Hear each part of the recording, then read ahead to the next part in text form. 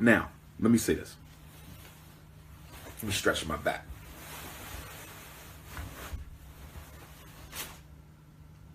Okay. I'm sitting straight up.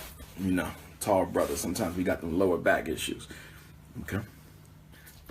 The loosey goosey. You the loosey goosey. You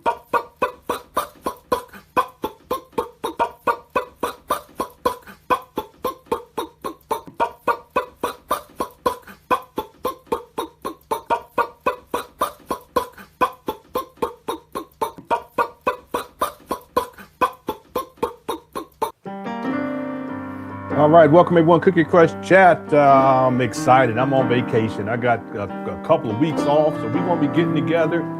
Thank you so much. Happy holidays, everyone. Let's go. FDMG is coming. FDMG is coming. FDMG is coming. It's coming. FDMG is coming. It's coming, FDMG, it's coming, it's coming, it's coming, it's coming, it's coming,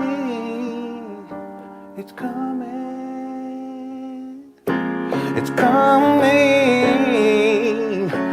coming, it's coming, it's coming.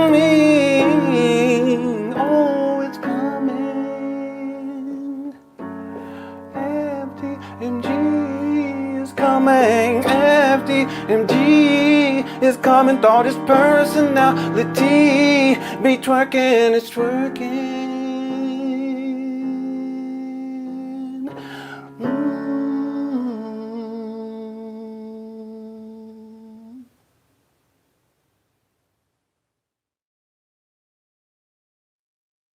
Yeah, what happened to FDMG?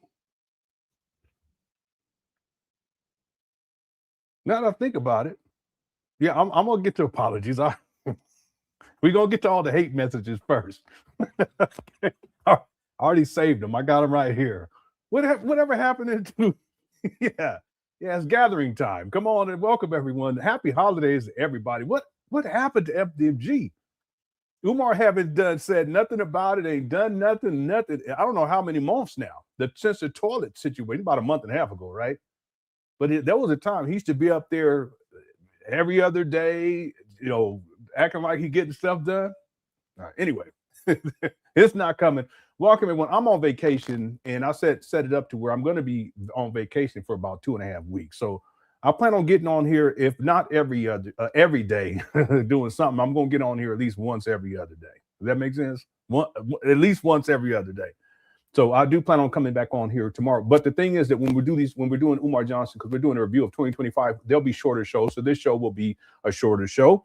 So it'll be more shows, but shorter, if that makes sense. Welcome everyone inside of the Cookie Crush Chat. I hope you guys are having a wonderful holiday season as things get ramped up going into the new year. And I want to thank everyone for all your support this year. By far, this was my best year on YouTube, and it's not even close. So I'm thankful to each and every one of you.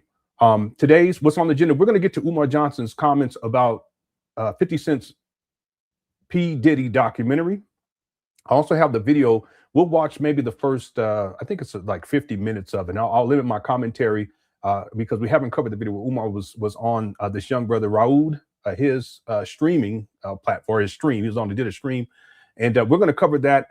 And then I have some receipts to show you. But first, let me apologize for being very, very late. I apologize. Right before I was ready to get started, I had stuff come up.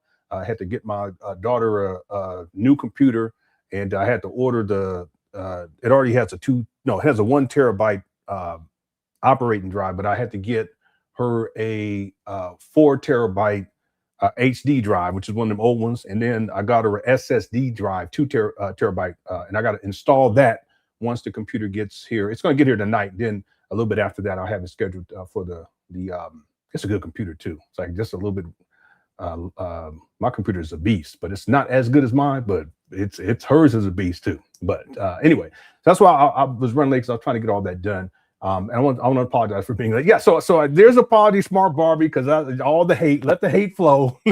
Cicero Johnson is Brother Jose's grandfather. No. I always expect a 30 to 40-minute delay for Lenon to start. I apologize again. I just want to take my time to apologize for being late. Also, someone had said earlier, you remember Umar said he woke up and he was sleepwalking and he went to McDonald's and he had, remember that? Yeah, that was a hilarious. That was the Super Soaker, the Pajama Mama Super Soaker video. If anyone wants me to pull it up, because we're going to be hanging out, just be prepared. Just let me know. I'll pull it up at some point. Okay. We will also be doing a marathon for I don't know if we should be doing it the Christmas Eve or Christmas Day. That'll be a poll that I'll put up, not today, maybe tomorrow I'll have that poll up and we'll figure that out. I may even put it as a post, a community post, and then that way we can figure out what works best for you all. I mean, we can do both if you want to, but we'll figure that out at some point. And then Enterprise says, Lenon, be careful with the critique. He'll shave the yeah. There were people who were commenting on Umar's terminology in that video. It was really suspect. I'm just going to leave it right there. You guys remember he was saying stuff about shaving his beard and in the butt cheeks and all this. I said, what in the world is this guy talking about? But the thing is, Enterprise, Umar's in bad shape right now. I don't know how many times I've said that, but he's not well. And winter is coming. It's here. Basically, it's here. So Umar, I expect more of that type of unhinged commentary coming from him. But the thing is that's who Umar is. That's who Umar is. He tries his best to pretend to be something else. But see what happens when things get difficult for Umar, he doesn't know how to manage stress. He doesn't know how to manage clearly he doesn't know how to manage his lifestyle. He's been homeless since 2019. He has everything to say about 50 Cent. But Umar, literally, he's been homeless since the end of 2019. So right now it's very difficult for him. And then the last video we covered last week, he looked just like a regular old bum in the park. That's what he looked like. So I think right now, because things are difficult for him on many different levels, including financial, it doesn't matter how much money his donors send him. His life is still going to be difficult because he doesn't manage money right. He's wasted millions of dollars at this point. I shouldn't say millions. I would estimate probably around 1.5, maybe $1.4 million that he's over the last 11 years that he's wasted.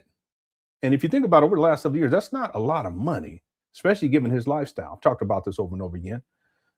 So Enterprise, I think right now with Umar, because he doesn't know how to manage the stress levels. Of course, this year has been difficult for him. A daughter exposed him, Lene exposed him, Marianne Lauren exposed him. He almost lost these buildings to sheriff's sale. Allegedly, his bank accounts were frozen. The list goes on and on and on. I think, and then right now, and it has been for some time, there's more people speaking out and criticizing Umar than ever before. So as a consequence, I think Enterprise, what I think is that Umar, the stress level is so great for Umar. Then he has all these, the situation with his mama being the supposed primary caretaker. I think all of that, it's like a house of cards that's been falling down, and Umar can't handle it. So as a result, the stress is so great that you start to see the real Umar come out. And that's why when he starts talking, it's real suspect. I'm not, because he used to call me gay. I didn't appreciate it. It's not true. I don't appreciate that. He said that I mess with little boys. So basically, he's calling me a pedophile. That's not true either. But he said stuff like that. But sometimes when he says things, you know, to me, it's like, why, if you're a heterosexual man, why are you talking like that? Because where I come from and how we were raised, we didn't talk about that. You know, that's just, you don't talk like that. But that's Umar. Anyway, thanks, Enterprise, for the super chat. I appreciate it. All right. So before we get into this, someone sent me a receipt today. I want to share this with you guys because Umar, he promoted this. And it looks and it appears as if the pre-Kwanzaa celebration has been canceled. And they're saying join us in 2026. This event has been canceled for 2025, Friday, December 19th, which would have been a couple of days ago, right? 11 a.m. to 7 p.m. There's a meetup. This was down there in Virginia. So join us, the Nat Turner Mobile Trail. Umar's supposed to go down. There's scammers too down there too, by the way. I've already talked about that. People send me receipts. One person sent me all receipts. They scam people down there with the land. They sell people pieces of the land that they allegedly own, but then they pay, but then to come to find out that the land that they have liens on the land. Okay, now I don't know if that's the case now that there's liens on land now, but I have the receipts. I may have been shared inside a documentary. There's scammers down there. Scammers unite. Okay, that's why Umar be down there. So anyway, this was canceled. Another event canceled dealing with Umar, and we've seen a lot of that recently. But again, I think part of it is his health. Again, Marianne Laurent broke the story that Umar allegedly fainted at an event, and if you look at videos of Umar, he doesn't look well. He doesn't look well. In fact, he did a video recently where he's sitting in the car, and he doesn't look well. Okay, and I've studied Umar, and I've watched him long enough to know where he's at. And physically right now, he's just not doing well. I hope he gets himself taken care of. He needs to go get checked out. If he hasn't, he needs to go to a doctor and go get himself checked out to see if anything can be done. Okay, so I just wanted to share that receipt with you, and thanks to the person who sent that to me. So without any further ado, I want to get into the video. This video is from the 14th. So December 14th, 2025. He was on the Raoud's platform. And I'm just going to play it. I'm going to limit my commentary. And then when we get to the part where he starts talking about Puff Daddy's documentary, the documentary on P. Diddy by 50 Cent, then we'll break off from there. And I have some other things I want to show y'all. Okay, so that is the plan for today. Okay, it's going to be a quick live stream too. Thank you, everyone, again. Cooker Chat's undefeated. Let's get right on into this. Here we go. How you felt about our first stream in hindsight? The brother said it's been a year. Okay, by the way, the audio is not all that great, so you guys just have to bear with me on this. It's been a year. That's the 1 year Annie. That was last year we met. I didn't even realize that. You remember the date? Yes, it was the 22nd, I think. Or like the 21st, one of them. So we only a few days off. We a few days off. That's the 1 year Annie. I'm a lie and tell him it was the 14th. It's been a year. How you been now? Good. How you been? Doing all right. Okay. What you been up to? Working on the school. We just about done. Okay. He already lying. You know how many times he said that? How many times did Umar said we just about done? He said that back on the Breakfast Club. I think it was in 2021. It might have been 2022. Let's say 2022, just to give Umar. You know what I'm saying? This guy, he just be lying. Why he lies so much? Yeah, that's what I'm saying, Estevaris. How many times have we heard this guy say that he's almost done? It's ridiculous. You just emailed you. Okay, I'll check. Give me a second. This guy, he lies so much, it's ridiculous. Taking care of mama. Okay.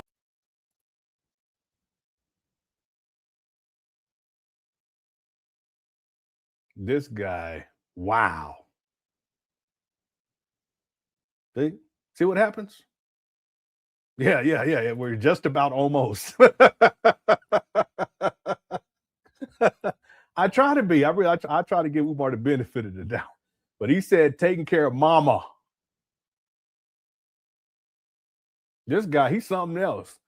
I wonder where this guy, because see, if Umar said that he taking care of his mama, then how you taking care of your mama when you at this guy's platform? Because I don't know where this guy is from. He looks African to me. I don't think Umar went to Africa, obviously.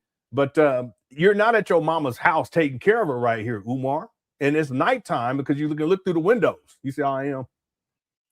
That's me with my forensic shit. You see how I see that? Okay. So who's taking care of your mama right now? That's the point I'm making. It's nighttime. Trying to finish this book. Mm-hmm. Helping. What book is he talking about? The Rules of Romance that you were collecting pre-orders for back in 2023 and it still doesn't exist? That was 2022. Collecting pre-orders for that. He's a con man. The youth, helping the parents, visiting the prisons. Okay. You ain't visiting no damn prisons. Cut it out, Umar. Umar, you ain't visiting no damn prisons. Stop. He lies so much it's ridiculous. Just visiting some prisons. Okay. Work don't stop. The work don't stop. Evaluating the children for special ed. Okay, you're not evaluating children. So, Umar, this is what I'm saying, man. You got to cut this out because you're in 2025. You're still lying about being a school psychologist. You haven't been a school psychologist consistently since 2006. but you did work intermittently in the charter school system on contract up until 2010, 2011. I give him some leeway. I say 2011. You haven't worked as a school psychologist in 14 years, Umar. And if you look at Umar's schedule, whether you want to go to 2024, 2023, 2022, all the way back to 2010, 2011, he didn't really start posting it in terms of his travel schedule until 2011. And mainly in 2012, he really starts to post it. I have all this. It'd have been a documentary. There's no way that Umar could be traveling the world and then at the same time holding a job as a school psychologist. Well, see, by then he had already given up his career as a school psychologist. By the way, Umar doesn't even hold a certification, let alone a license as a school psychologist. He holds no certifications, no licenses right now. So Umar, just a week ago, is lying and misrepresenting himself as a psychologist or a school psychologist, and that he's evaluating children. No, he's not. He hasn't done that for over a decade. This guy, he lies so much, it's incredible to me. Andre says, I'm gonna be almost done next week and a week after that. Listen, yeah, Umar's been saying that the school was almost done since the breakfast, probably before that, but I could just put what pops into my mind is when he was on the Breakfast Club, he was saying how the school's almost done. And he's been on the Breakfast Club many times over the last couple of years, over the last years. I'm talking about this was around, I want to say 2021. It could be 2022, but 2021, 2022, he was talking about how the school's done. In fact, what year was it? 2023, he said that renovations were complete. So if renovations were complete back in 2023, why is Umar getting on this young brother's platform at the end of 2025 and talking about we almost done? Well, because we're almost done next week and the week after that. This guy, he lies so much, it's incredible to me. And that's the thing. If someone lies and you know that it's a lie, okay, once you can give the benefit of the doubt, twice you can probably kind of let him get away with it, give him some grace, but the third time, that's it. That's it. So I've already caught Umar in a couple of lies already. He said he's taking care of his mama. He's not taking care of his mama. And historically speaking, he has women come to take care of his mama. Furthermore, Umar's trying to pretend that he's a school psychologist and he's evaluating children. He's not a school psychologist and he's not evaluating children. Those are two more lies right there. Where's Umar's office at? Has anyone ever seen Umar in an office? Hit the one if you've ever seen Umar inside of an office. I'm talking about besides the picture from 2014 where he worked for about 3 months as a principal. We're not counting that.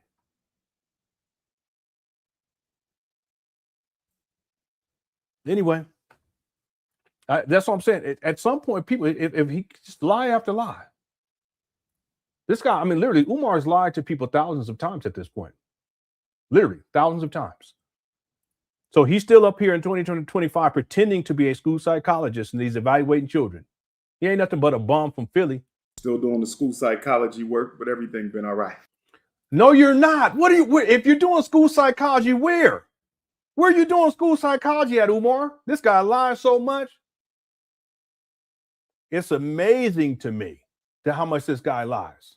So he's a school psychologist. He's a primary caretaker for his mama. He's the most requested scholar, too, all at the same time, traveling over the world. Except since he fainted and his health got bad, he ain't been able to travel as much. Almost done equals 17 more years stuff. Well, now I wouldn't like Mario. Now listen, I wouldn't say 17 more years unless we go based upon the trajectory so far. But let's say if Umar really focused and he stopped tricking off all this money that people done sent him, it's already gone and money ain't coming in like it used to anyway. I wouldn't say 17 more years. If he focused, yeah, maybe another 8. You know, like if he really yeah, shit. Who am I kidding? Okay, 17. All right. Thank you for the super chat. Dr. Nene says he wants to buy homes in Baltimore. Shake my doggone head. Yeah, that's what he said. He ain't even got a job. See, listen, I can pull up Umar's child support docket and it'll prove conclusively that he's not working because you'll see generic orders over and over and over again. That's where the court's trying to find out where he's employed. See, Umar, he's remained on purpose. He has been unemployed because he doesn't want, well, first, he's lazy. And then people sending money for free. So shit, why not? But people have to understand that one of the major reasons why, and it's not the only reason why, but one of the major reasons why Umar Johnson has been either underemployed or unemployed, and really unemployed since well, to be fair, since 2014, where he worked as I give him the benefit of the doubt, 2014, where he worked as a principal for about 3 months. But if we talk about consistently, like I said earlier, I only rehash. But the point is that Umar has purposely been underemployed or unemployed so that he does not have to pay, that either he doesn't have to pay child support or he has to pay minimum child support in the state of Pennsylvania. I covered this inside the documentary and I show the receipts. So even in 2025, you go to 2024, you see generic orders. That's where the court's trying to find out where Umar works so they can do wage garnishments. But how are you going to do wage garnishments if Umar's not employed anywhere? And see, I can hear Umar followers, well, yeah, but he has a nonprofit, he's collecting money. Yeah, but under that nonprofit, he's not paying himself, at least not on paper, on the paperwork that he's found with the IRS, although most of the money he's used on himself. That's the scam. That's the con. You guys understand what I'm saying? So when we talk about Umar, he's one of those types of dudes, one of those types of deadbeat daddies who does not want to work because he doesn't want to be getting paid on paper, because once that happens, now his wages would be subject to child support, garnishment, wage garnishment. So even when Umar's up here talking about how, he's a school psychologist. No, if he was a school psychologist, he wouldn't be getting all these generic orders and having his driver's license suspended over the years, or, having wage garnishments or what they call wage attachments. Furthermore, he wouldn't have got arrested for child support either, for not paying child support. Yeah, bench warrants. I cover all this inside the documentary. And then he comes up with stuff like, I want to buy some homes in Baltimore. It's ridiculous. Thank you, Dr. Nene. Okay, let's keep going. Here we go. The work don't stop. Okay. I see you was out there a lot. Your team was telling me you was out the country, you was working. Yeah, I was in Brazil. I was in Brazil. Okay, if he's over in Brazil, how is he working as a school psychologist at the same time? How is he the primary caretaker of his mama? Y'all see? Brazil about 3 weeks ago. That's the largest black community outside of Africa. Not Brazil. Brazil. Oh, Brazil. Brazil. That's how you say it? Either way. Let me know. Okay. Yeah, either way. Oh, and that's the largest black what? Community outside of Africa. Is it safe there? Yeah. I mean, as safe as anywhere else. You still got to be careful. Right. But the one thing that impressed me about Brazil the most is the black women in Brazil. Those they bad. South American African women wear their natural hair. Oh, yeah. They way bad. more than our. Okay, even if that's true, so what? So what? Umar, you dye your hair. I got you with wigs on too. Let me stop. I can pull them up. I ain't gonna do anything like that. But no, Umar, you dye your beard, you dye your hair. So what's the big deal? So why even bring that up though? To shame black women here in the United States of America. And it needs to be the black women, the main supporters of Umar. I don't get that at all. I don't get it. He disrespects you and demeans you over and over again. Who cares, Umar? Umar, you talk more about women's hair than you do about these trap banners in Wilmington, Delaware. Where's these children being educated? You talk more about hair than you do about educating children. Anyway. American African women. So the 50 states, American African. Yeah. South American African, Brazil. Yeah. Almost every sister I came across wore her own natural hair. They didn't make excuses.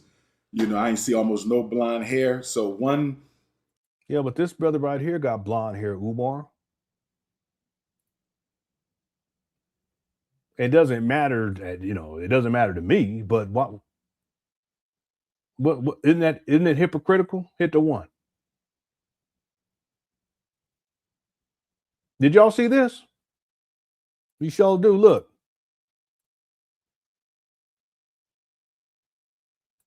But you'll go on his platform. I don't know if he pays you or not, but he go on his platform. He fed your big ass.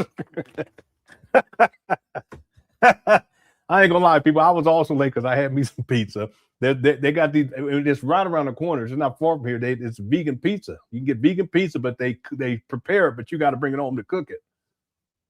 So I had me 2 slices before the show. Then I had to brush my teeth. I was gonna get on the show and keep going, but I said I gotta brush my teeth first. Anyway, look at the young brothers here. Not that it matters at all, but you see how he talks down about black women. Not only does he talk down about black women, but he also compares them to other black women around the world as if black women ain't shit. But then he talks about how they don't have the blonde, but this young brother has his hair dyed blonde. But he'll go on this young brother's platform. He's a hypocrite. 2 things that they have over us right now. It's not a competition. Yeah. But it's just constructive. No, he's already set up the competition. He already set it up. Because he's comparing compare. He's comparing black women over there in Brazil and black women over here in the United States of America. Criticism for us. Yeah. Number 1, they embrace African culture. Yes. A whole lot more than we do in the United States. Okay. So fucking what if they do? Who gives a shit? Umar, you sitting up here looking like a bum with the Philadelphia Phillies to talk about African culture. Who cares? And people in Africa, they be wearing weave too. What are you talking about? They be wearing weave over there in Brazil. They wear weave everywhere. Extensions, blonde, whatever else. But but Umar, remember you was dealing with that conscious stripper when she had that weave and she had that weave going all the way down her back and it was blonde. You had nothing to say when you was up in them skins talking about you need to be with me right now, making love to me or some goofy shit you were saying. Anyway, Umar, cut it out. Right, that's 1. Mm-hmm. And number 2, the black women in Brazil embrace their natural beauty way more than our American African sisters here in the United States. Like very few perms. I didn't see one child with a perm. I didn't see one grade school girl with a weave. I hardly saw any black woman with artificial hair, brother. Okay, if that's the case, so what, Umar? Who cares? Who gives a shit? How did that start? As far as within us. It may be, but they don't have the money to do it. Real talk. That's just expensive. They may not have the money over there to do, because it wasn't like you was dealing. Umar, let me stop. I ain't gonna do that. But real talk. I mean, I don't do. Is that mean to say?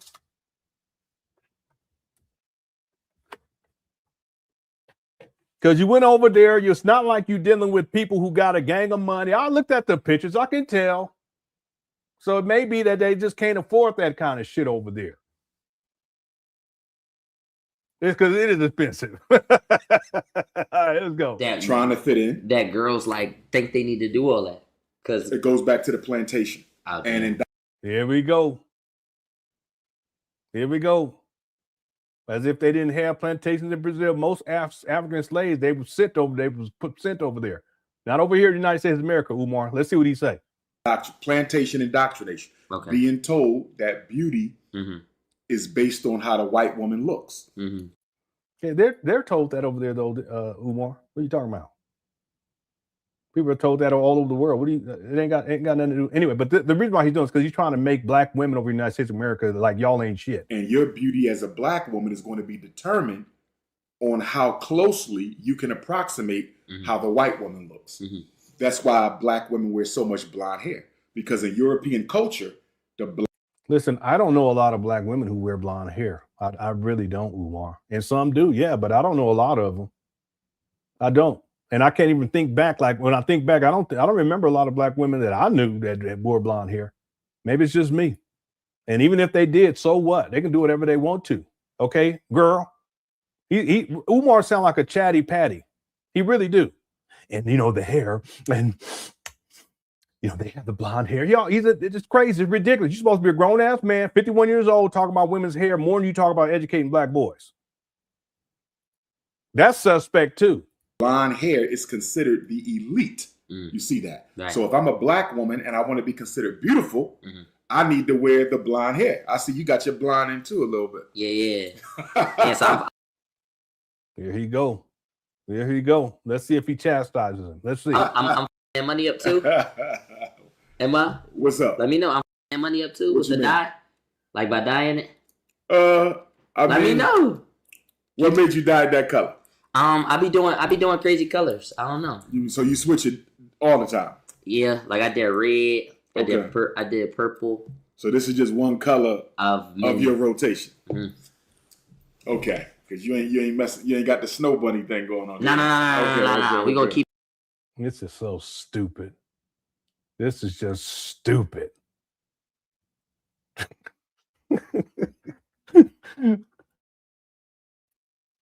This is supposed to be a school psychologist. Look at Umar, looking like a dope fiend.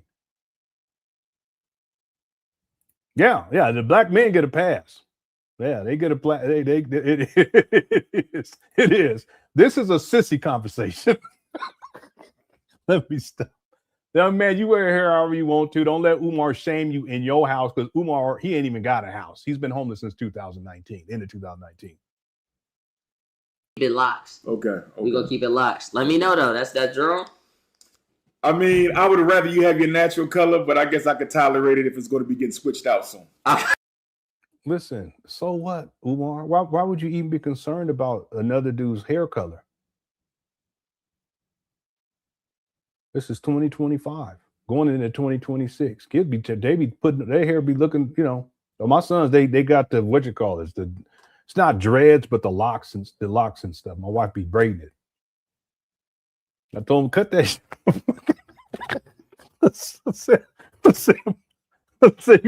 Y'all looking like John Morant and shit. Cut that shit off. It's all damn. I said, come on. Yeah.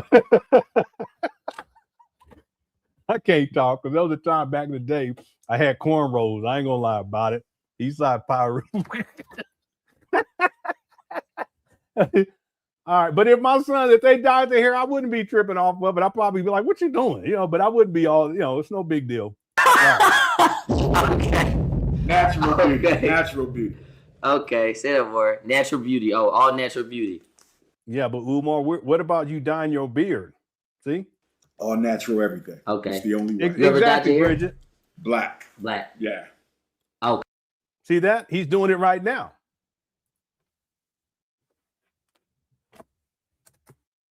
So let's ask the critical question, because if a black woman dyes her hair, let's say blonde, that means automatically that she's trying to look white. Okay, that's Umar's logic. But if Umar dyes his hair black, then what does that mean? Y'all tell me, what does that mean? That he's trying to look what?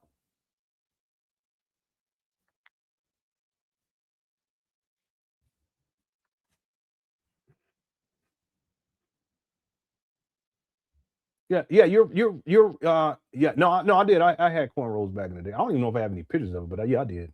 One of my aunties probably, because she's the one you should braid. She probably got a picture. Yeah, Umar, his hair is great. I can go back because I found this video. Let me show you all this. I found this the other day. I believe it's from 2018. Check this out. Finding time to be here, not counting it as robbery. See, this is Umar back in 2018. Frederick Douglass, ironically. See the gray? But when you get to the Kobe Bryant rant, it was all grayed out. But nowadays he dyes it completely. See? It was brown. No, it is black, but sometimes you want that ultra black. Yeah. So sometimes. No. See, he lying again. Why you gotta lie about shit, Umar? You can look at the Kobe Bryant rant, and your beard is gray. You can tell. You can tell. So it's because you was dyeing it then too. But he gonna get up here that it's black, but sometimes you want it to be black. No, cut it out, Umar. I don't get that. You see, the thing is that he's trying to be young, but the thing is that Umar, he plays on the insecurities of black women, because black women's hair is a sensitive topic. So he plays on that level of sensitivity, and it's really for manipulative purposes, to put you guys in your place and to assert dominance over you, as if he's the one that can dictate to you how you should wear your hair. But then he dyes his hair because of his own insecurities, because he wants to look younger.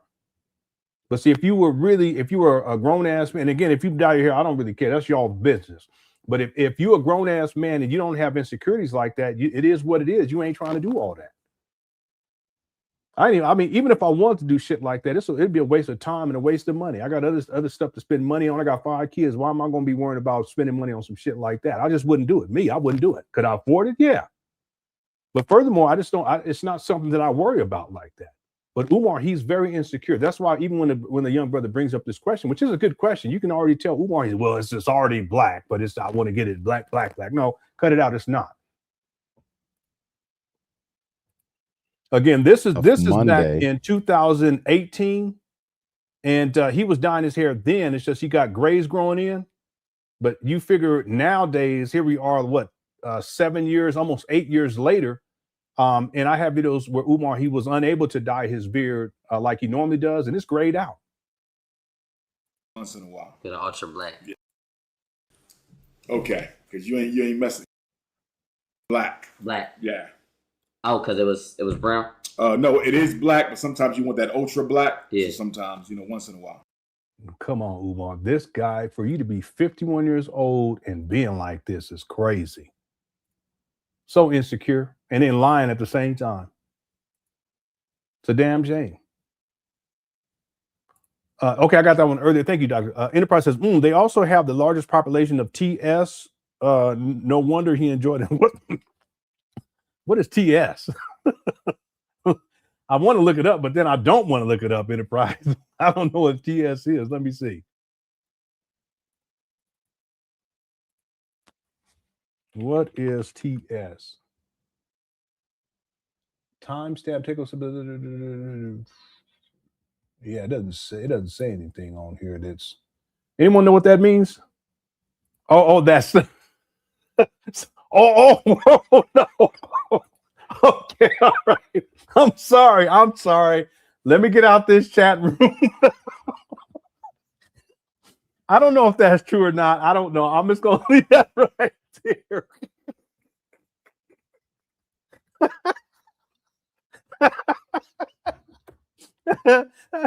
My stick says, don't do it. Don't even look. I know. Good question. That is wow. Let me get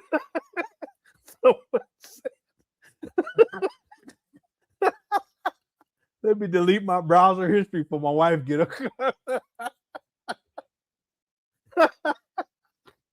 all right. This is crazy. Don't do that. Don't do that. All right. Listen, if you happen to be trans, I don't even understand it because I don't know what it like. If you're trans male, does that mean that you're a male who's transitioning, or if you're a trans male, does it mean you're a woman who transitioned into a male? I don't know. Anyway, the trans are welcome here as well. All right. If you're a trans, hit the one.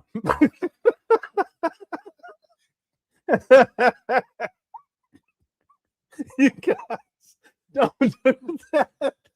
Don't do that. And if you're trans, don't feel bad because they Quick Chat does this to everybody. All right, they do it to me too. Yeah, I'm not even looking in there. I'm staying out the chat room. All right, thanks. Thanks, Enterprise. I think. Let me stop. Eric says Umar bring interview by African.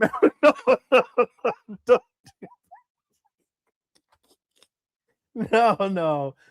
This young brother, he's successful. He has a woman too, because she brings him food. So we're not going to that.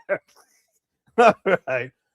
Stephanie sent in a super sticker. Thank you so much, Stephanie. I appreciate it. Derek says you have had cornrows outside in your garden. No, back in the day, I had cornrows. Not for a long time, but I had a flat top back in the day. But my aunt, she used to braid it into cornrows. I don't think I have any pictures of it, but yeah, I did have the cornrows. Not a lot, but every once in a while. Thanks, Derek, in the garden.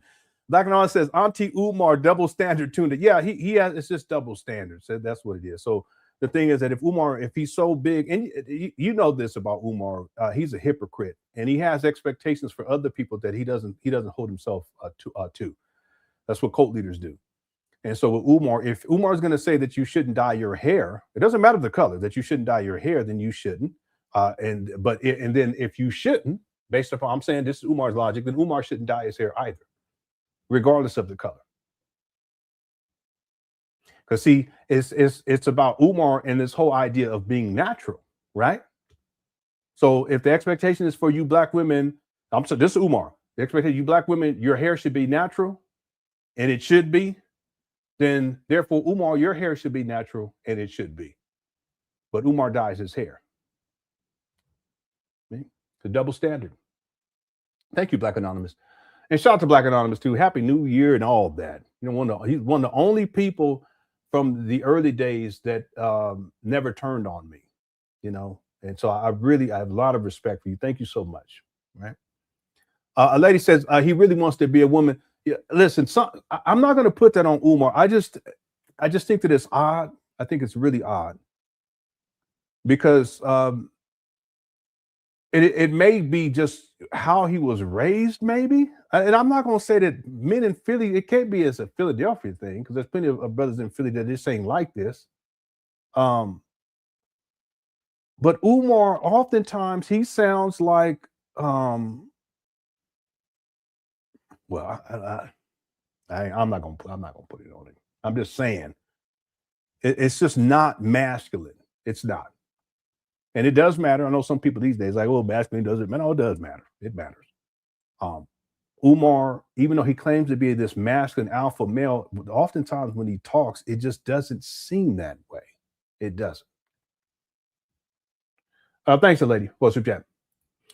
Miss Vertica says, yep, Umar's a sad case. He makes no sense to me. Yeah, and there's other things. It's not just the hair things. There's a lot of things that it makes no sense with Umar. As an example, he expects black people to send him money that is part of this movement for black people and black consciousness to pool our money together. But Umar doesn't have his own personal income outside of the money that people send him for a school that doesn't exist. It's a sad case, and it makes no sense. Clearly, it makes no sense. And then we can go all the way down the line with things, but that's just another thing. The same thing with him, his expectations on black women and what you should be doing with your hair. Where I come from, that's just not a conversation that men, young men, older men just don't have that conversation. In fact, where we come from, if you talk like that, you're considered to be a sissy. Real talk, you're a punk. I don't know. Maybe it's different. Well, maybe we're how Umar was raised. I don't know. Makes no sense to me. Thank you for super chat. All right, let's keep going here. Got to text my wife too. The ultra black. Yeah. Okay, I feel it. All right, so I mean, GZF. Ultra black. We got Dr. Umar. Dr. Umar, this is GZF, the Peace G's, and love. the G's family. The G's family. Peace and love to the G's family. Shout out to G's family. So look, today I like how we did it last time. I like what we did. I don't want to switch nothing about it. Today we're gonna be trying some foods. We're gonna be giving some game to the chat. Yes, sir. We're gonna be speaking some real stuff, spreading some knowledge, and listen to some music, man. I feel like you just a vibe, bro. Yes, sir. You a vibe. Yes, sir. You a vibe. I kept thinking about our last stream, and I'm like, gang, no, we don't need all that. Like, you got so much game. I feel like you got so much knowledge, and we can learn something today. I'll drop right from the beginning, just to get us started. Okay. December 6th. December 6th. Today the 14th. Yeah. So we're talking about what, 8 days ago? Yeah. We celebrated the 160th anniversary of the 13th Amendment that emancipated our ancestors, that ended slavery. Say that one more time. December 6th was 1865. 1865 to December 6th, 2025 makes 160. 160 years that we've been free. And the question that I would put to the young people in your chat group is, are we comfortable with where we are as a people after 160 years? Not just yet. And if we cut it just to when Dr. King left us, right? That's about 57 years. Damn. Are we comfortable? No. And let me give you an example of what I mean. You probably saw the news over the past couple of weeks. There's been about 2 or 3 incidents of black women going to the hospital to deliver their child and being turned away from the hospital and delivering the child in their automobile. Damn. Right? So, as much as we can say racism, and it is, right? But here's a bigger question. If black women spend tens of billions of dollars Here you go. See? It's a double-edged sword because on one hand, he wants to use the plight of black women dealing with racism as it pertains to these cases. And I don't know about these cases because Umar may be, exaggerating or embellishing shit. But then on the other hand, he turns it around and he's going to chastise you black women for what you're doing, probably with your money. Dollars on weave, perm. Get the one. See, Umar, if all you got to say about black women is about their hair, fuck you. I'm sorry.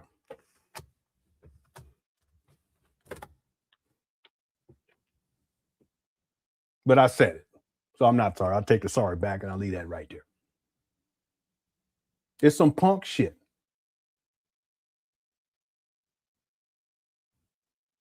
I'm going to tell you, you sound bitch made, real talk.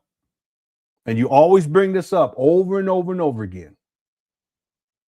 So he starts off talking about these black women and what they're going through. It may be racism, it may be not, but blah, blah, blah. But then he flips it around and now he chastises you black women about what you're doing with your money on the weave and the perm. Hair products and other beauty products. And the beauty. Why haven't black women and black men, because it's not just on our sisters alone, why haven't we built our own birthing center? Okay, Umar, you weren't even present for the birth of your own daughter, so shut the fuck up.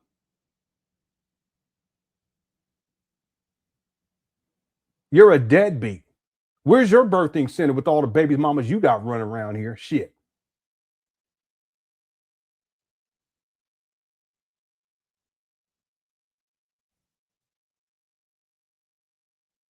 Don't make me pull the video you was telling black women that they should get these jobs because there's all these babies being born in the hood. Don't even let me stop. He's the ultimate deadbeat. It's just like Black Lenon was saying earlier. He's the ultimate hypocrite. He's the ultimate hypocrite. Deadbeat ass. Don't have a job, living off his mama, 51 years old. Don't pay child support on time. Been homeless since 2019. Don't have a job. Don't even have his own car. My son's about to buy his car. Well, he's buying it. It's an upgrade, but the point is, he's buying this. But he ain't 51. He got a job and he's doing well, Umar. See, Umar, you're bitch made. I'm gonna tell you that, and it's part of it. And it's not just because your daddy ain't shit. I said it too. It's because you've chosen this lifestyle of being a deadbeat bum who don't take care of his own kids, can't get a woman, can't keep a woman. You can run through them, though. You can have sex with them with the bumpity bump on your lip, always talking about cookies and the women you done ran through, but you can't keep a woman because you can't even keep your own apartment. Your apartment you had looked like a pigsty filth. Then you moving with your mama, turn that into a shit show hoarder type of situation. You can't keep no woman gonna live in no shit like that. But you got everything to say about black women. Deadbeat bum. So if your queen need to have a baby, she can go to the birthing center. Or why haven't we built our own hospital? You understand? Right. So we crying racism, but we are $2 trillion people, and we. Here he go. But Umar, why don't you do it then? Don't control a single independent hospital. Right. How much of this is on the government and white society, and how much of this is on black people not doing what we need to do with our money? Absolutely. See, with our money. What you mean our money? You ain't got no money. You don't work no job, Tommy. You ain't got no job. You ain't worked consistently, like I said, since 2006. It's almost 2 decades. You've been a bum.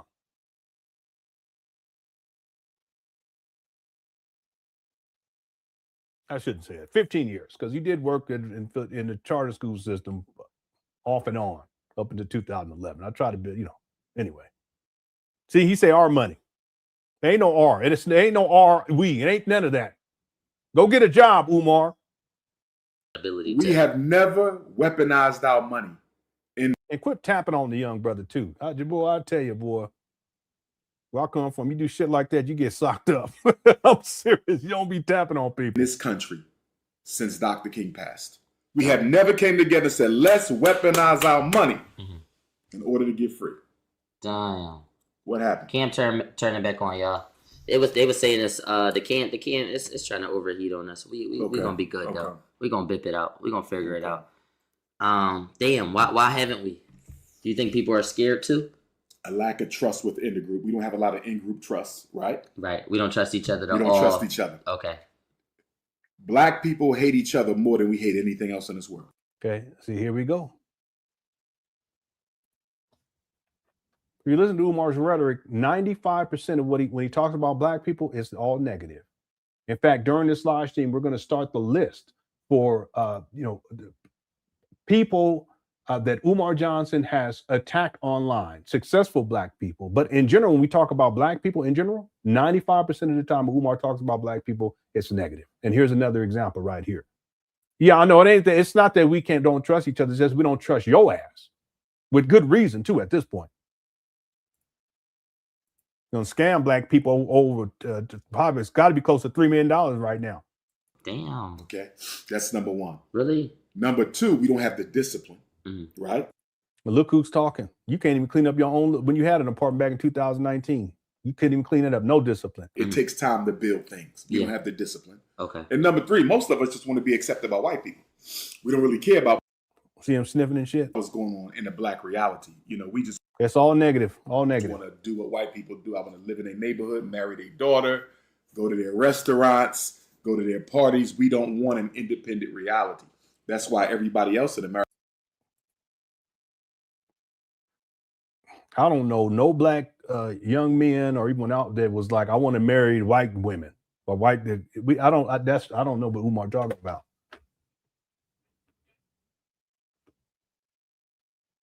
I don't know what he's talking about.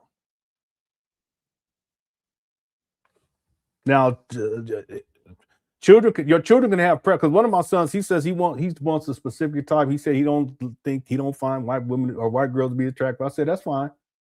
They just don't have no ugly babies. I said I don't care if she happened to be white. I don't care. I don't want no ugly grandchildren. I'm sorry. I did tell him that one time. I was just playing with him, and he said, "But Dad, what I thought you said is about the content of their character." I said, "Oh, fuck all that." That's what Martin Luther King said that. I said, "Let me stop." Anyway, it's okay to have preferences. It's not, but I don't know of any young men that specifically that they say, I want to get with a white woman or a white young lady. Maybe it's me. I don't know. As an independent reality, they still socially integrate, right? But Chinese have their own infrastructure. Arabs have their own infrastructure. Latinos in many communities have their own infrastructure. Okay, again, this is comparative analysis. He's showing that all these other groups are successful. They do better than black people because black people aren't shit. See this? Black people don't have a single independent black community in America, but we always crying and whining about what white people are doing to us, but we are $2 trillion people.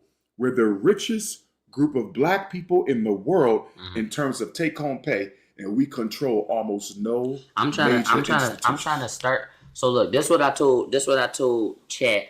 This is my goal. So I've been streaming for 4 years. I'm gonna give myself three to 4 more years to do content, and I want to be like the best at it. Okay. But I think after that, it's time for that pivot because it's so much more life, God willing, right? Okay. So I want to take that money, and I was telling them I want to come back to Philly specifically, but after Philly, worldwide. Okay, so he's in Philly. Okay. Well, U.S. wide to make sure, like, to try to figure out. Damn, yo, Zara, what's up with that fan? He on the way with it? Okay, perfect. Good. I want to take that cheese and I want to do something. And I feel like I need to do something better than the community center. Can you tell me, like... Look at Umar's like, how can I get money out you? How can I get this money that he's talking about? Look at Umar. Looking like a pookie. Umar, boy, I don't get it. He got everything to say, but he ain't up there but a dope fiend crackhead. He a dope fiend crackhead. I'm sorry. I'm going too far, but real talk, that's what it is. Look at him. Okay? I'm just playing, Umar, if you watch this. Don't take it personal. It's just you be on so much bullshit. I'm tired of it. But right now, Umar's figuring out how he going to get the money out this young brother. Let's see. multiple things like that we need. Like I probably would want to go start like We need a school. We need a school. What? so we need birthing centers. You should start a streaming, coding, video game incubator and development center. You feel me? Mm-hmm. Incubator? What the fuck are you talking about, Umar? Umar knows nothing about tech. Nothing at all. For people, young people, they don't know how to get started. Right. But I want to stream. I don't know how to get started. I want to code. I don't know how to. Oh my God, Umar.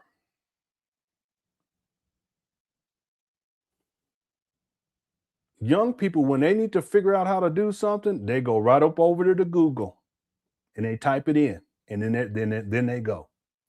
I don't know what this guy. Listen, Umar, he's so detached. He really is. He's detached from reality.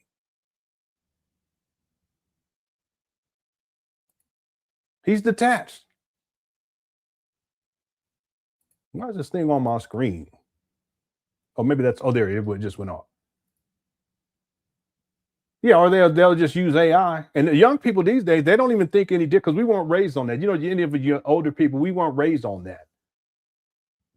See, we had to get acclimated to different things, including web browsers at a certain point. You remember back in the day, the web, way back in the day, I can't remember what it was called. I can't. It was Netscape or some shit like that. That's how you know we had AOL and then the dial-up.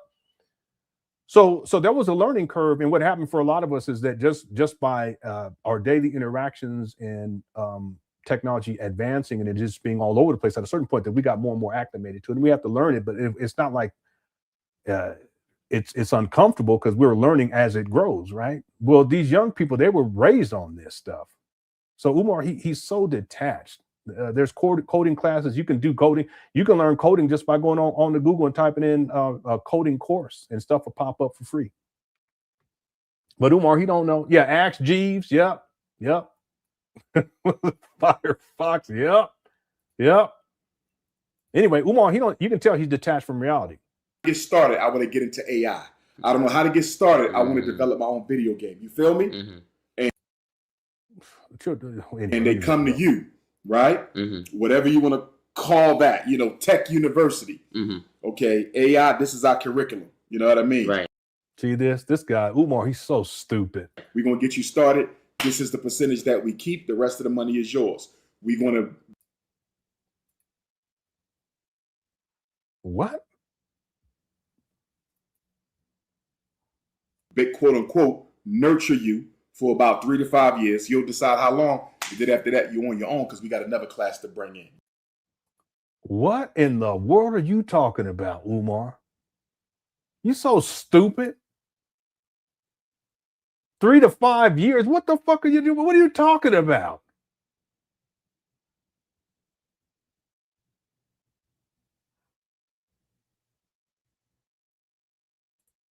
Look at the guy. He's sitting here like this nigga.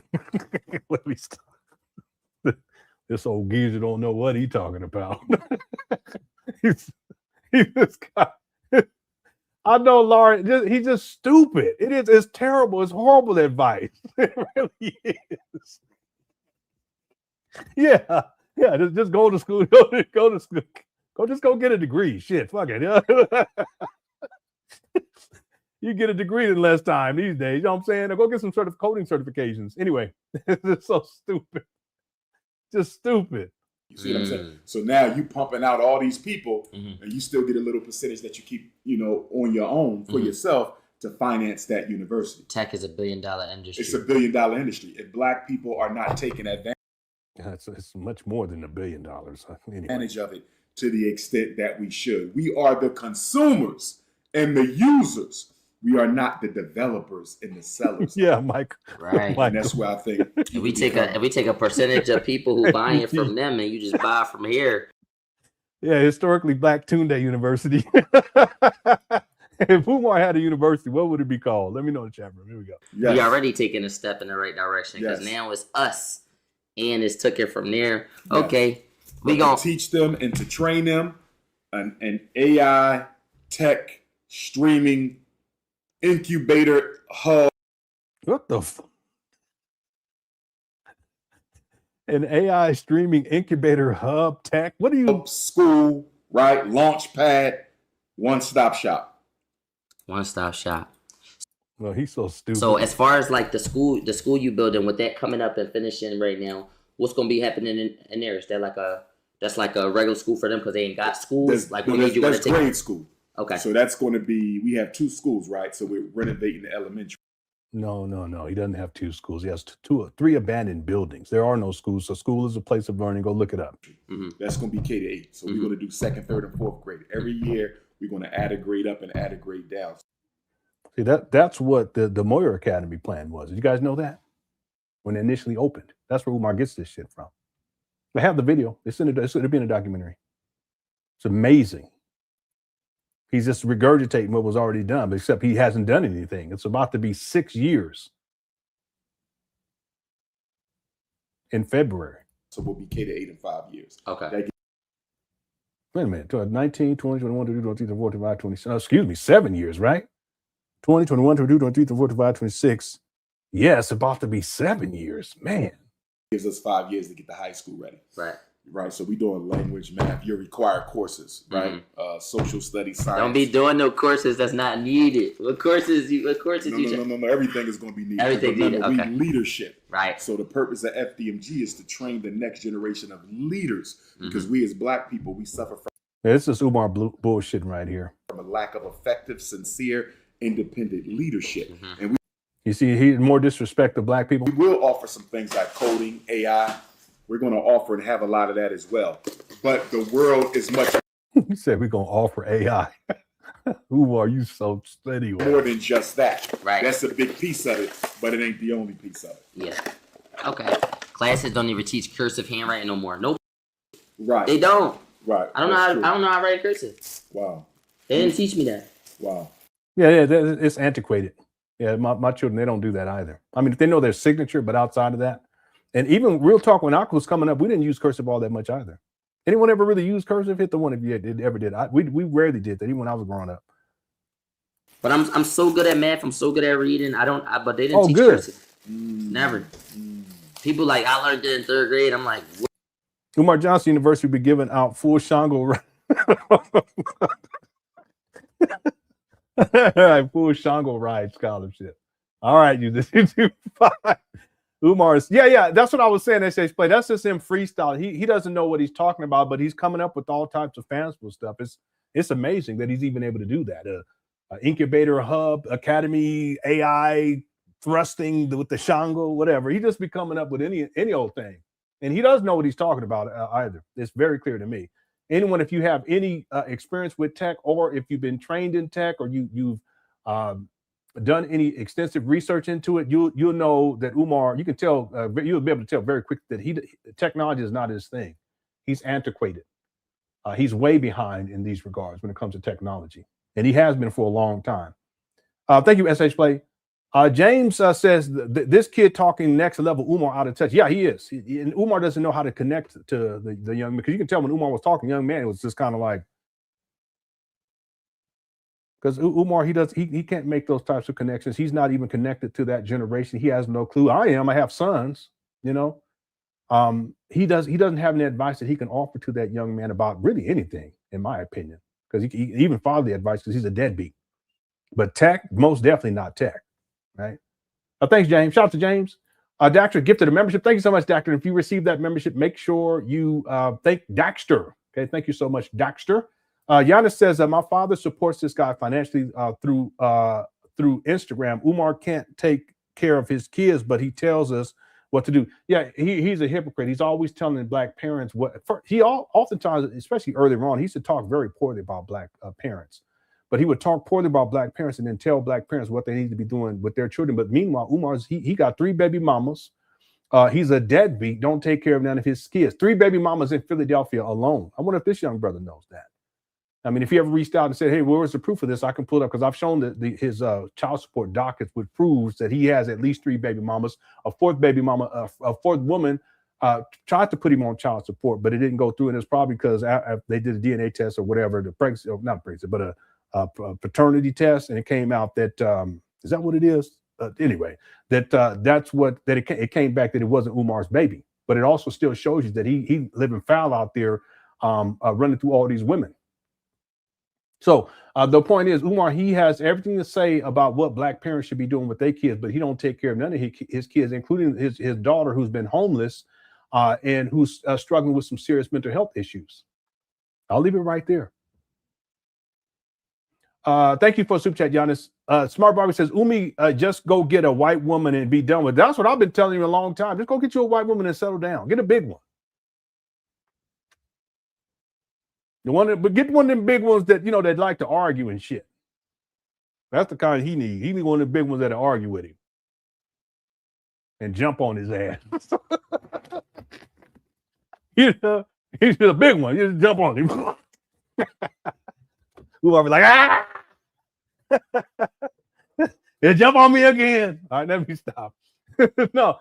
Umar, he wanted a white woman. It's very clear to me. He's been wanting a white woman for a long time. Just going to get you a white woman. Ain't nobody. I wouldn't even trip off of it. Umar, real talk. There'll be people that are clowning you about it.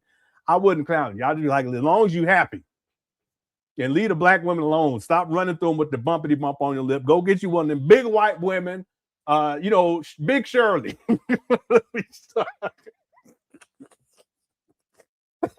That's what you want. One of the big women with, if she get mad at you, just tell her, hey, hold on, let me throw some snacks in your mouth. You sit in your mama closet, she sit across from the closet, and she open her mouth, and you just be throwing snacks. That's all you need. All right. Thank you, Smart Barbie. And I wouldn't be mad at him either. I really wouldn't if he got him a white woman, because that's what he desires. Why he always talking about the snow bunny this and the snow bunny that. It's okay. There's some fine white women out there. There's fine women everywhere. What I said, a woman is a woman. And I got to be a good one. She good. She look good too. Well, I tell you. Sometimes I wonder though, because I'll be wondering if my wife gets tired of me grabbing on. Women, you ever get tired of the men grabbing on you? Because I can't help it. I think it's DNA or some shit. We just, I don't know. I feel bad sometimes. I haven't talked to her about it, but maybe I should ask her after 24 years. Man, you know what I'm talking about? You can't help it. Just be grabbing. Anyway, thanks, Smart Barbie. Chastity says, Umar is seriously running out of gas, spinning the same narrative block. So tired of him talking about weave, Jordans, and grits. Yeah, and this has been going on for over a decade now, because he was bringing this stuff back. He was bringing this stuff up back 2011, 2012. Yeah, so it's been over a decade. These are Umar's primary talking points when it comes to demeaning black people and or demeaning black women, which I don't get, because his main supporters are black women. So why would you do something like that? Why would you demean? And a lot of them, they got the weave, they got the perm, they got the blonde, whatever. Don't make me no difference, But Umar, this is part of his main talking points. I can pull up videos from 2011, maybe 2012, where he's using these same talking points about Jordans, and the grits things is more recent, okay? But the weave and that type of stuff, these are Umar talking points from over a decade ago. He still runs with them today, but it's so disrespectful, and it's demeaning. I think a lot of what Umar does is to try to make black people feel bad about themselves, because he has the solutions for black people. But if you don't feel bad about yourself in that way, you're not going to be looking to someone like Umar, or someone who professes to be the Black Christ, or because he has said that he's a Black Christ, he's a Black Messiah, this type of thing. That's how he sees himself. It's part of the narcissism, but real talk, it's just really disrespectful, And listen, Chastity, you would think that after a decade he would run this out, but no, he's still running with it after a decade, and I have a sense that he'll continue to run it for as long as he can. But real talk, the weave thing, the Jordans, the grits is more recent, but the weave and the Jordan, he's been talking that mess for a long time. But it's all to disparage black people. Thank you for the super chat. I appreciate it. California love, where's the school? Yeah. And you notice, Dreezy, when Umar was talking about the school, he says we have 2 schools. No, he does not have 2 schools. He has 3 abandoned buildings. A school is a place of learning. There has to be faculty, there has to be staff, there has to be obviously teachers. There has to be students. Okay, where are the students at this school? If there's no students, is it a school? No. There has to be education. It's just the basic definition of a school is a place of learning. Okay, are there children? In this case, it should be children, a place of learning for children, right? Okay, well, are children learning anything up there? No. Well, then it's not a school. No one's learning anything up there. In fact, Jay Witt went up there recently, and I'm not going to get sidetracked on it, but I have the video, and clearly there are no children up there. The schools are not ready, none of that stuff. Y'all see any kids up over here? Okay, we'll get into this later on this week. And shout out to Brother Witt for going out there. Same trash bag that was there when the other brother went up there, and the other brother before him. Anyway, this is not a school. These are abandoned buildings. That's why they look like abandoned buildings, because they're abandoned buildings. You see any children up here? Backpacks, books, Chromebooks, anything? No, you don't see it there. That's because it doesn't exist. Thanks, Dreezy. Daxter sent in a super sticker. Thank you so much, Daxter. These kids be laughing at that old man. He jokes. Yeah, he's a joke. Yeah, you look inside of the comment section for that stream. You'll see they're those younger people. They clown Umar. A lot of the younger people see him like as a meme, like a big joke. My kids see him that way too, because every once in a while I said, "Dad, listen, what I look at that clown Umar," because the younger people, they know about. I don't be on social media like that. I mean, I could be, but I don't have time. I'm mainly on YouTube. I have Facebook, I have Instagram. I don't really post there. I don't have time like that. But these children, they know all the different things. They be going on all kinds of stuff, right? They've been raised in that. But they look at people like Umar as he's funny. He's a meme. He's like a character. Okay, and that's really what he comes down to. So, like Laurie said, if you guys look at the comment section during this live stream for the Rod's live stream, it appear on the screen. You can look and see that a lot of these younger people they ain't feeling Umar. They look at him as an old fool. Thanks, Laurie. Vanta Entertainment says, Lenon, peep the back photo on the wall. Younger generation think he's a comedian, not serious. Yeah, I saw that too, and I don't know what that is exactly. If you guys look back there, I think that's what you're referring to. Yeah, the back photo back there, because it actually looks like I don't know. I mean, I really can't tell. I really can't tell. Anyone want to take a guess? Yeah, but yeah, a lot of these people they look at Umar as he's more entertainment than anything else. He takes himself way too seriously. These young people ain't feeling Umar. Thank you, Vanta Entertainment, for being a member for 5 months. Perfect Pitch says, shout out to Lenon in the Cook chat. Be careful, Umar. Better hope 50 don't get the strap. Wonks to tune day. Here's the thing. Let me tell you what I think is going to happen with this. Because Umar is supposed to be going on this week, I believe. He's supposed to be going on the what is it? Art of Dialogue, I think. And because Umar had threatened, in a sense, he threatened that he was going to actually speak about this whole topic for the Art of Dialogue, on the Art of Dialogue.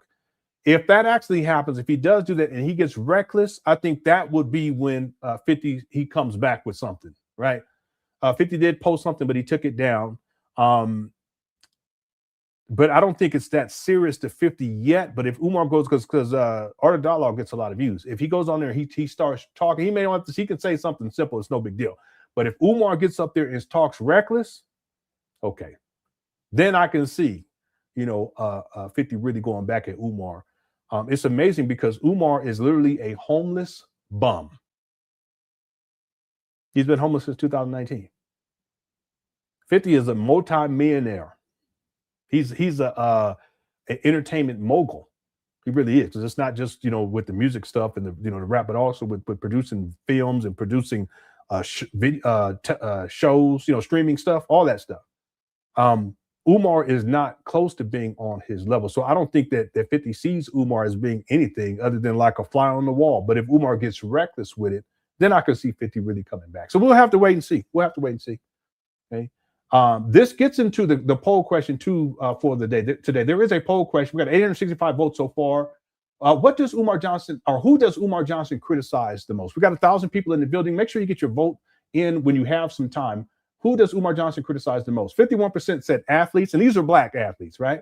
51% said athletes, 31% said rappers, 16% said politicians, and 1% said comedians. Make sure you get your vote in when you can. Okay, so athletes mainly.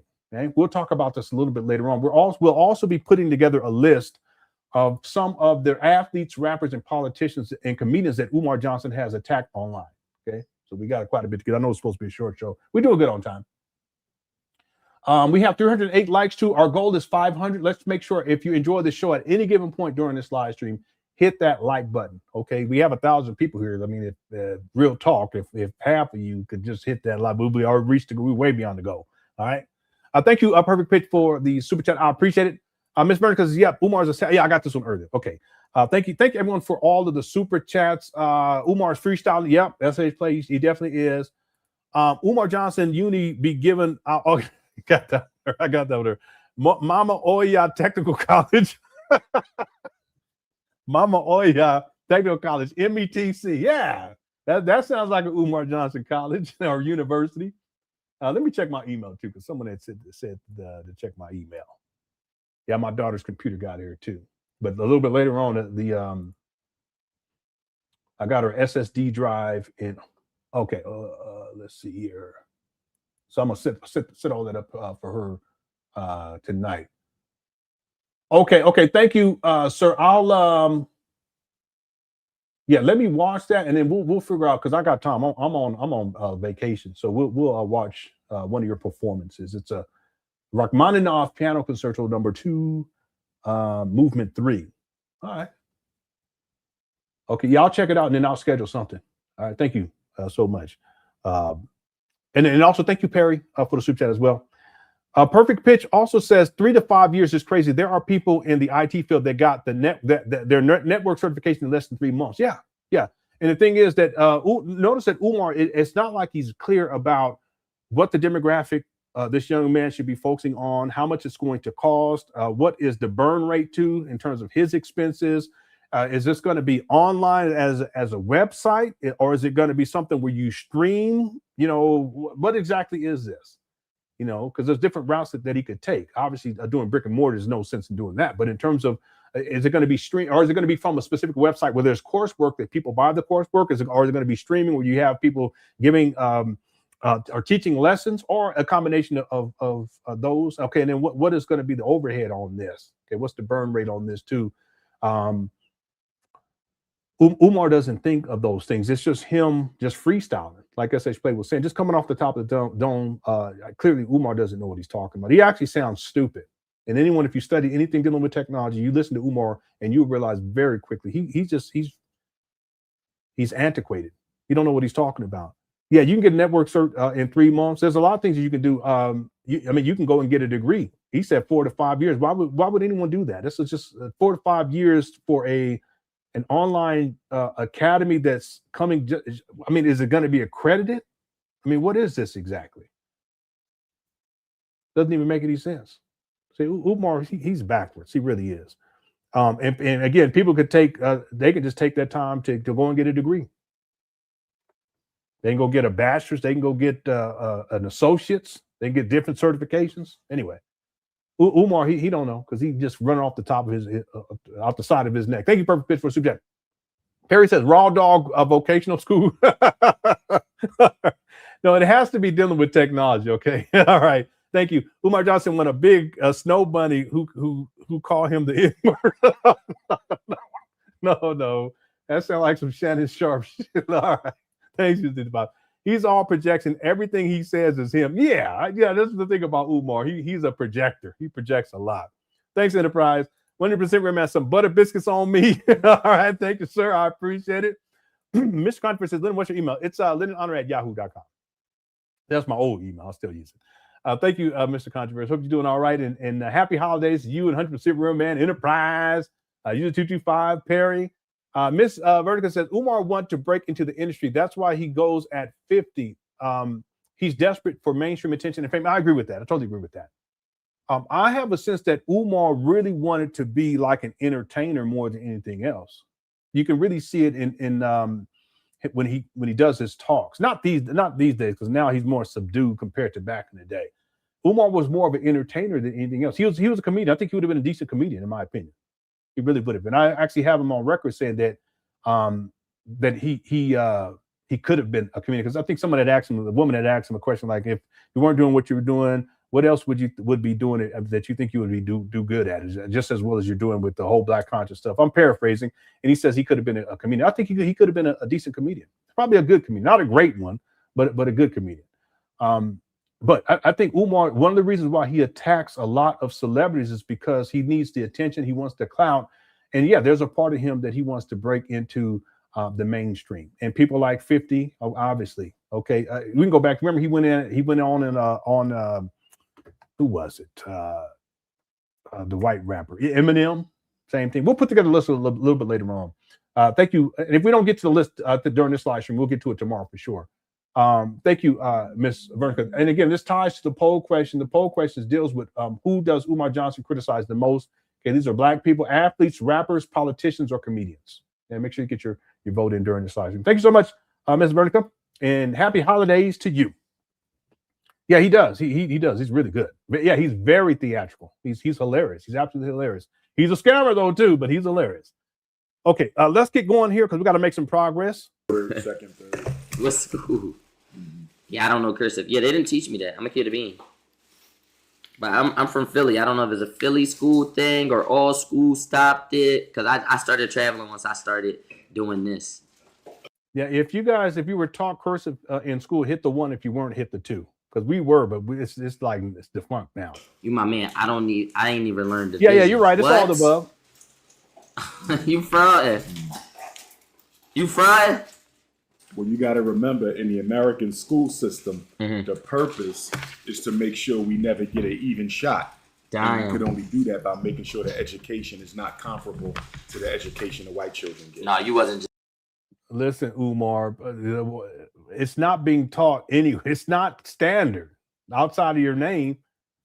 Yeah, so there's some older people in here that we were taught cursive in, like, I don't know, junior high school, whatever. But my children, they weren't taught any of that. Yeah. Yep. Yeah, so you're probably younger, Sandra.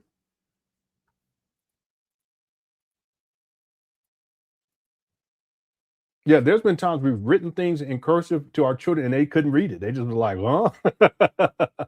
So but I was educated in the Caribbean. Okay, yeah. Yeah, my wife, she was educated in the Caribbean for a while too.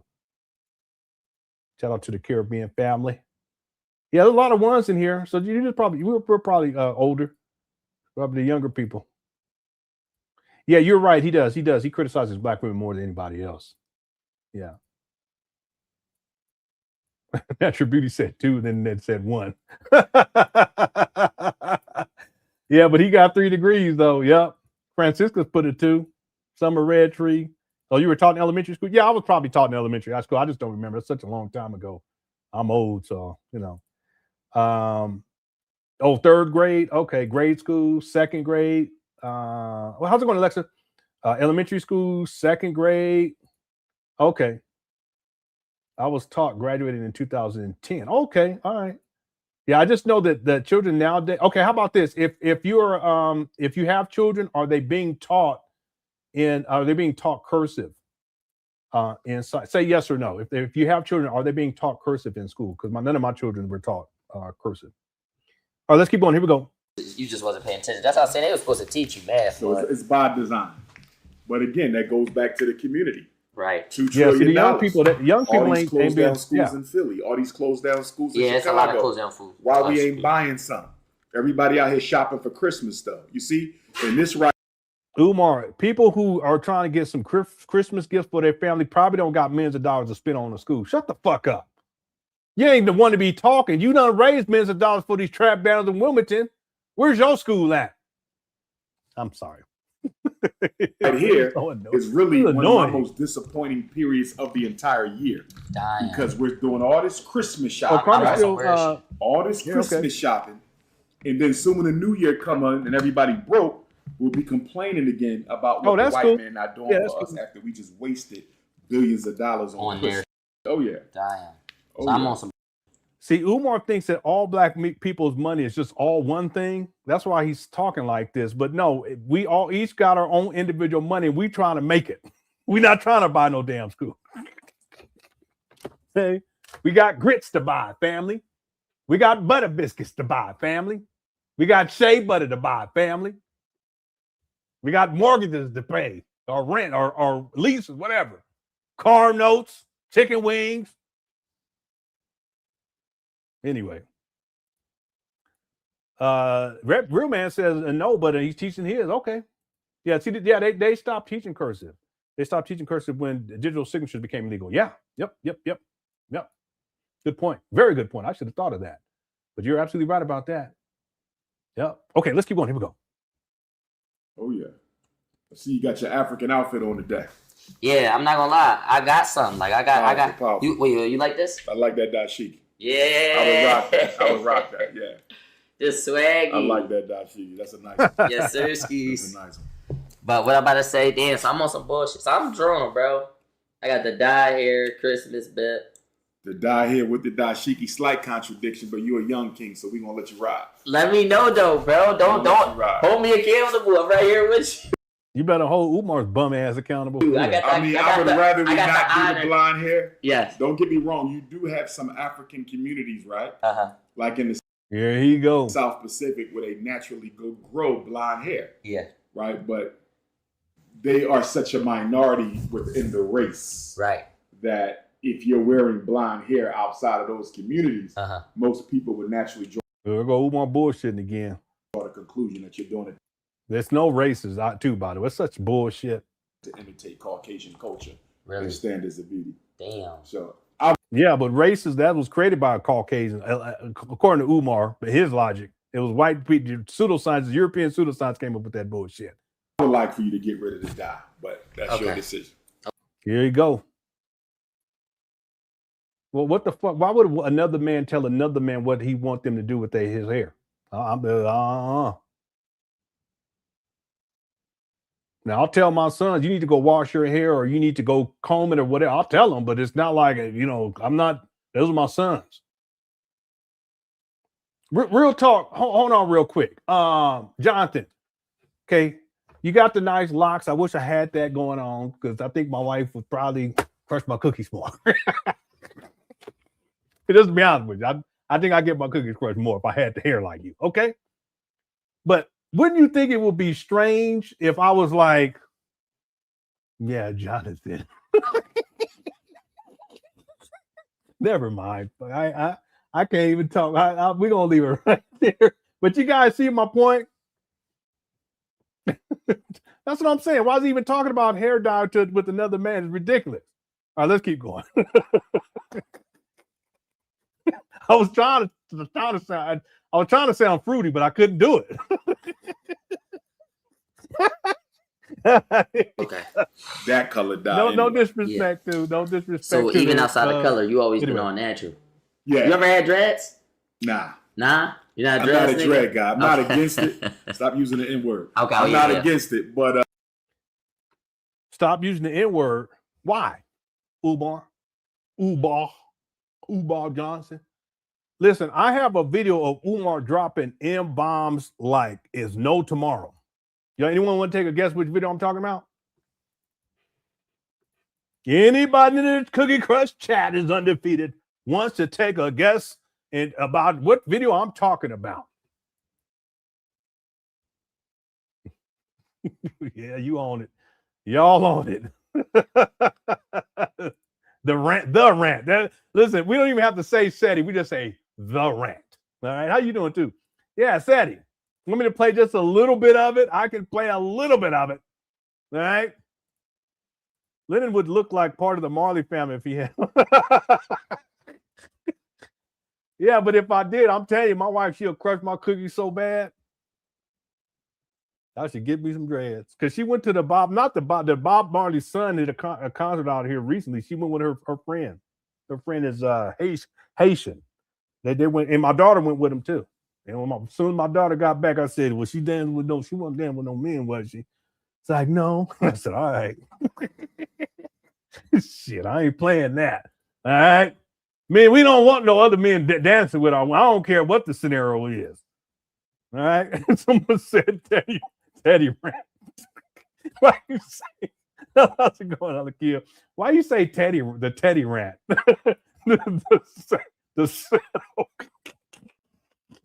Yeah, Alexa. It's the SETI rant. Want me to play a little of it? Y'all fun. Y'all fun. The SETI. So he tells the young brother to stop using the N-word. Let me just play just a little bit of this SETI rant from December 28th of 2016. This is classic. Peace and love, black family. It's the Prince of Pan Africanism, Dr. Umar Johnson. We live and direct from This is true, though, Jacksonville, real Florida. bad. Live That's and true. direct. Black Florida, Jacksonville. Looking forward to tomorrow. Regency Square Mall event planning Sequoia, center. what in the world? This will be my first time speaking Sequoia, in the what in good the city world of did you posted? Jacksonville since 2012. It's been This is classic. 5 Petty long boots years activated. since Dr. Umar Johnson has spoken here in Jacksonville, Florida. So, brothers, Y'all want to do it? We could do a live stream just on this SETI rant. You know, between now and when I got to go back to work. sisters, I want to see y'all tomorrow. Doors open up at 4. Oh, you thought it was SETI? Program No, will be it's from 6 until 9. it's SETI. And then we will SETI. sign books Yep, until Lord. we get up Yep. out of there, black family. So today, what I want to do is You I gotta want to show talk a his little shirt. bit about the upcoming National Independent Black Parent Association Training Conference. The National Independent Black Parent Association Training Conference. This is very, very important. Yeah, it This would is have to very, be a very standalone important though, because we because as a people he have- curses so much in this, it would get demonetized. I want to get kicked off of YouTube. Grown extremely lazy He go when crazy. it comes to agitation and organization. One of our greatest weaknesses. One Here of he our go. greatest weaknesses in the post-Dr. King era. One of our greatest weaknesses since Dr. King was taken from us, murdered, assassinated on April the 4th, 1968, is that we have not had a serious, sustained, protracted, comprehensive movement for black elevation. I repeat, since Dr. King's assassination, which will be 50 years in 2 years, almost 50 years in black leadership has not given us.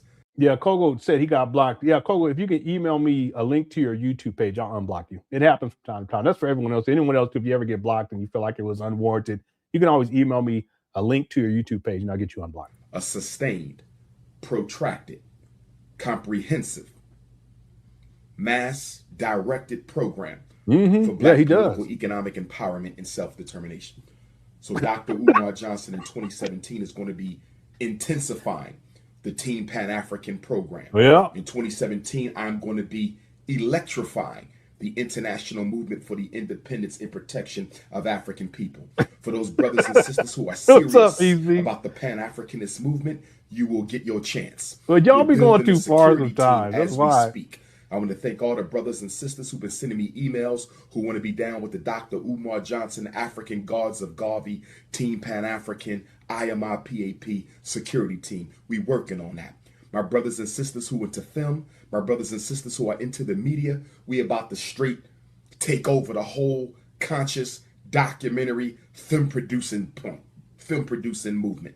We about to sack that shit. We taking that over. Nothing. You see him getting revved up? Aquarian says, I just watched a video that shows how Umar initially sneaked this SETI, which SETI's I think I know which video you're talking about, where Umar sneaked. Yeah, because it's not like SETI just came out the woodworks out of the blue. Umar had been instigating shit, but Umar has a history of that. I think I know what video you're talking about. But positive consciousness programming in 2017. That's why you made me the Prince of Pan-Africanism. That's why I took over this conscious shit by the fucking throat. And don't worry, when I'm done talking about the Parent Association, I'm going to deal with Papa Smurf. I'm going to deal with that little dirty nigga. I heard you.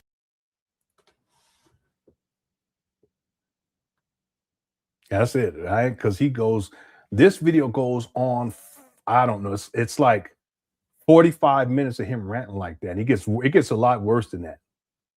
And he drops N-bombs. What I want to do is do this as a set standalone live stream. We'll just cover this rant and we'll count up how many times he's using F-bombs, N-bombs, But I'm so tempted to play some more of this. But anyway, we're going to leave it right there. But he tells this young brother to stop using the N-word. That ain't me. Okay. I ain't too cool with the long hair. Okay. Everybody different. Okay. Yo, so look, one of our most popular, first thing we're going to hop into, one of our most popular. Yeah, he really does look like an angry teddy. Yeah, Umar was irate in this video. Is there anyone in here who, if you haven't seen this video, hit the one. I'll propose that 90%, 95, maybe 90%, 90% of the people who watch Umar Johnson videos, even if you haven't really watched my videos, they've seen this particular video because this was huge. If you haven't seen it, hit the wow. There are people who haven't seen this video. Yeah, this is the worst video that Umar ever did, and that's saying a lot. Yeah, Jimmy Jamboree. Yeah, it's a classic. Everyone was talking about. I'm going to cover this extensively in the documentary. And listen, Rosetta, that's nothing. That's nothing compared to how he starts talking inside this video. We'll do a standalone live stream since I'm on vacation, and we'll cover this, and we'll count up the time that because he really, boy, the worst video Umar ever. Crystal probably watch it once a month. You know, you watch it once. I'll play a little more, but let me just skip through to some. Here we go. Irrespective of grade or age, the law says irrespective to go to a conscious debate with two idiots talking about old ass shit that they done plagiarized out of somebody else's books. That ain't going to change us. That ain't going. And then social network. This is a problem. This is a problem. Because that's all we want to do. Tweet, text, Facebook, Snapchat. That ain't going to do it. This is a war of extermination. People saying, why the white man keep messing with the black man? Because this is a war of extermination. They trying to get rid of us, black family. They trying to get rid of us. So if you serious, come to San Diego. Friday and Saturday, January 27th and 28th. Come to San Diego. Friday for traumatic brain injury. I'm serious, y'all. And that's why you get my real name, Umar Johnson, not no fake ass name. You hear me, Elliot? Elliot, are you listening to me, Elliot? Huh? Fake ass, pseudo ass WWF dude. Speak on me. You done lost your mind, boy. He's like now me, you got boy. to answer the challenge. You got to answer the challenge. You called me out. I answered. Friday night, 8 to 9, 1 hour. You ain't at peace with yourself. You said I got a little belly, right, nigga? But guess what? I'm comfortable in my motherfucking skin. I love who the fuck I am, nigga. Ain't no problems over here with the Prince of Pan Africanism. I'm straight. Why the fuck you looking at my chest for, you pro-homo nigga? What you looking at my chest for? What you looking at my stomach for, nigga? You think I waste any time looking at your nut ass? Oversized t-shirt wearing ass nigga, 50 years old, still dressing like you in 5th grade, you dumbass nigga. Suit and oh my God, I forgot how bad this is. I'm not trying to get demonetized. Okay, we gonna end it right. Yeah, Umar the 151 over, and he got the nerve to say about said you live with your mama. See how this worked? And then about 3 years later, Umar living inside his mama in mama closet. Y'all want to do? We can do it this week if you want to. We can do one live stream just on this video, and we can count up all the F-bombs and everything. I'll probably give each choose. Okay, you keep track of the F-bombs. You keep track of the M-bombs. We'll go through the whole thing. If y'all want to do it, hit the one. Yeah, boy, this is the worst video that Umar ever did, and it goes for 45 minutes of him talking crazy like this.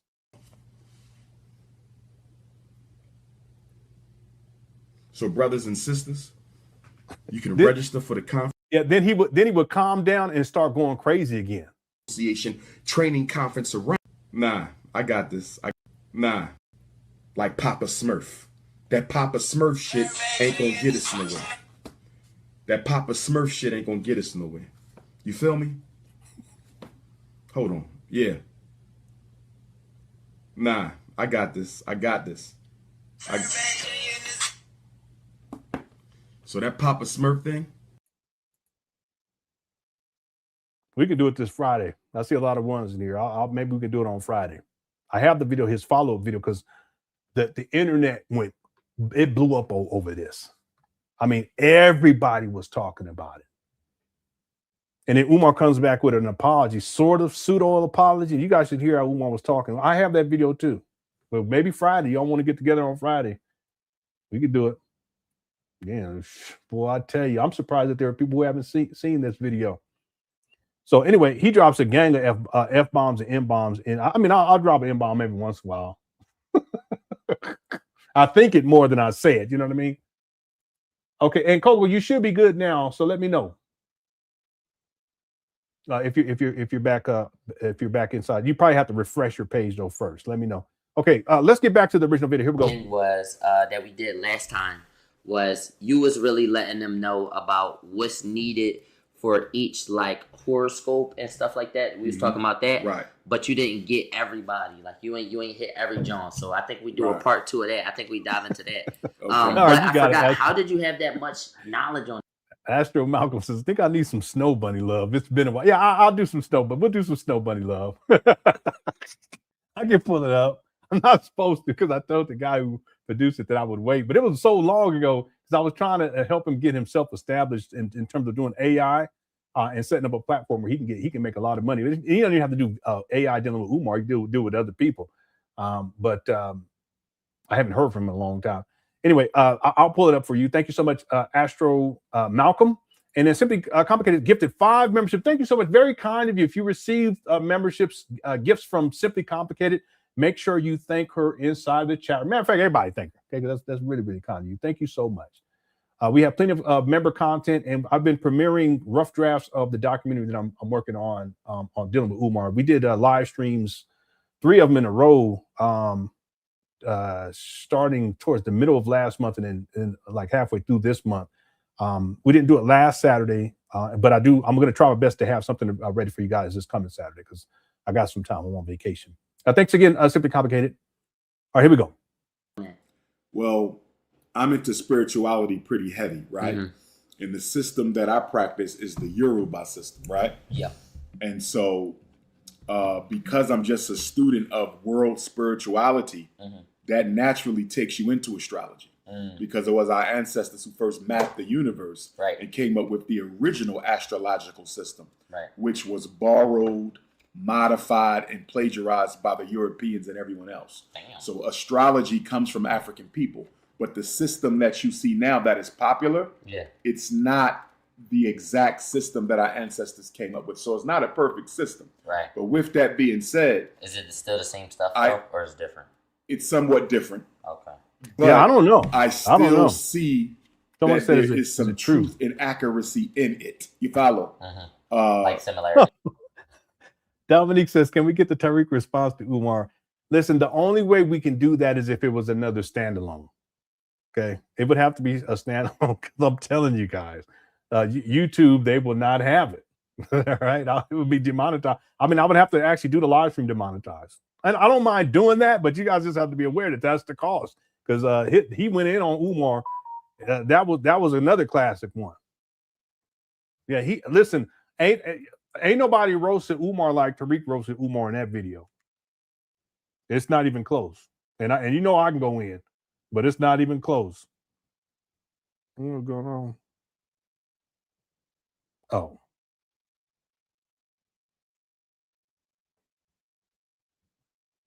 Okay. I think my son went to go hang out with one of his friends. So, for example, I don't care what system you follow, the full moon and the new moon. Yeah, you would still be able to do supers, but the thing is that it wouldn't, in terms of AdSense, I wouldn't be able to monetize it. And it's just both of those videos, in particular the Umar rant video, the SETI rant, because Umar, some of the stuff he says in there is so outrageous and over the top. He called SETI an albino because SETI's lighter skinned. But that goes to show you Umar's colorism. Yeah, we're gonna have to do that. Yeah, I'll set stuff up. It'll be back to back though. We would have to do SETI rant. Then we can do the Tariq Nasheed beef, and then Tariq Nasheed's, in particular, Tariq Nasheed's response. That's another classic right there. We could do we could do Friday, maybe Friday, Saturday, something like that. It'll be wild though. I got time. Okay, here we go. Those are spiritually relevant. I don't Yeah, care what back-to-back system you Memphis. follow. A solar eclipse and a lunar eclipse, they're spiritually relevant. I don't care what system you follow. The fall equinox, the spring equinox, the winter solstice, No. Anyway, you know, which is coming up December 21st, I think. All of those are I.k.a. what is that? The winter solstice, the fall solstice, or the fall equinox, I think is the shortest day of the year. Okay. And then one of them is the longest day. Yeah. Let me see. Like short, like it's not 24 hours, like the day over sooner. No, it's still 20, but you get in one of them you get more nighttime, and one of them you get more daytime. So what? Like literally the shortest day. Okay. Yeah. So I normally meditate and fast and things like that on them days because it's all about getting close to the Creator, regardless of what system you follow. Remember, God, your soul doesn't have a religion. Your mind might have a religion, your ego might have a religion, but your spirit doesn't have a religion. That's all ego. I'm a Christian. I'm a Muslim. You follow me? That's your mind. Your spirit is already connected to the Almighty. Your spirit don't need a label. It don't need a title. Right. We give it one. That's the ego saying, I'm claiming this. I'm claiming that. You know what I mean? But your spirit don't have no title. Your spirit has no need for any title. For any of the... All right, Isaiah. No gym today? Well, the bottom line is the devil is winning right now, good brother. The devil is winning. I'm sure you heard it. I don't want to hear that shit. See, I've heard Umar talk like this. I mean, real talk. I mean, I don't listen. When Umar talks about the devil, it's almost as if he admires the devil. Now that right there, that should, everyone should just take a step back right there. And I've heard Umar, and it's not often where he starts talking about, bring up the devil, or he'll say Satan or whatever, but devil, man. The thing is that when he talks about it, it's as if the devil's in control of everything. Well, that's what the minions of Satan, that's the type of shit they will be saying. Real talk. There was a mass shooting at Brown University, I think it was. There was another mass shooting in Australia, where I was last year. Afro Punk said, and the demons be snitching. They be snitching. That's what I'm saying. I don't give a shit what nobody say. Devil ain't winning shit. Anyway. November. Damn. The summer solstice is the longest day of the year. And I think the winter solstice is the shortest. The one coming up in a few days, that's the shortest. Okay. Yeah. Damn. But the devil is winning because most people don't recognize that there is unseen evil in this world that is constantly manipulating us and separating us from supreme consciousness, which is most people call Almighty God.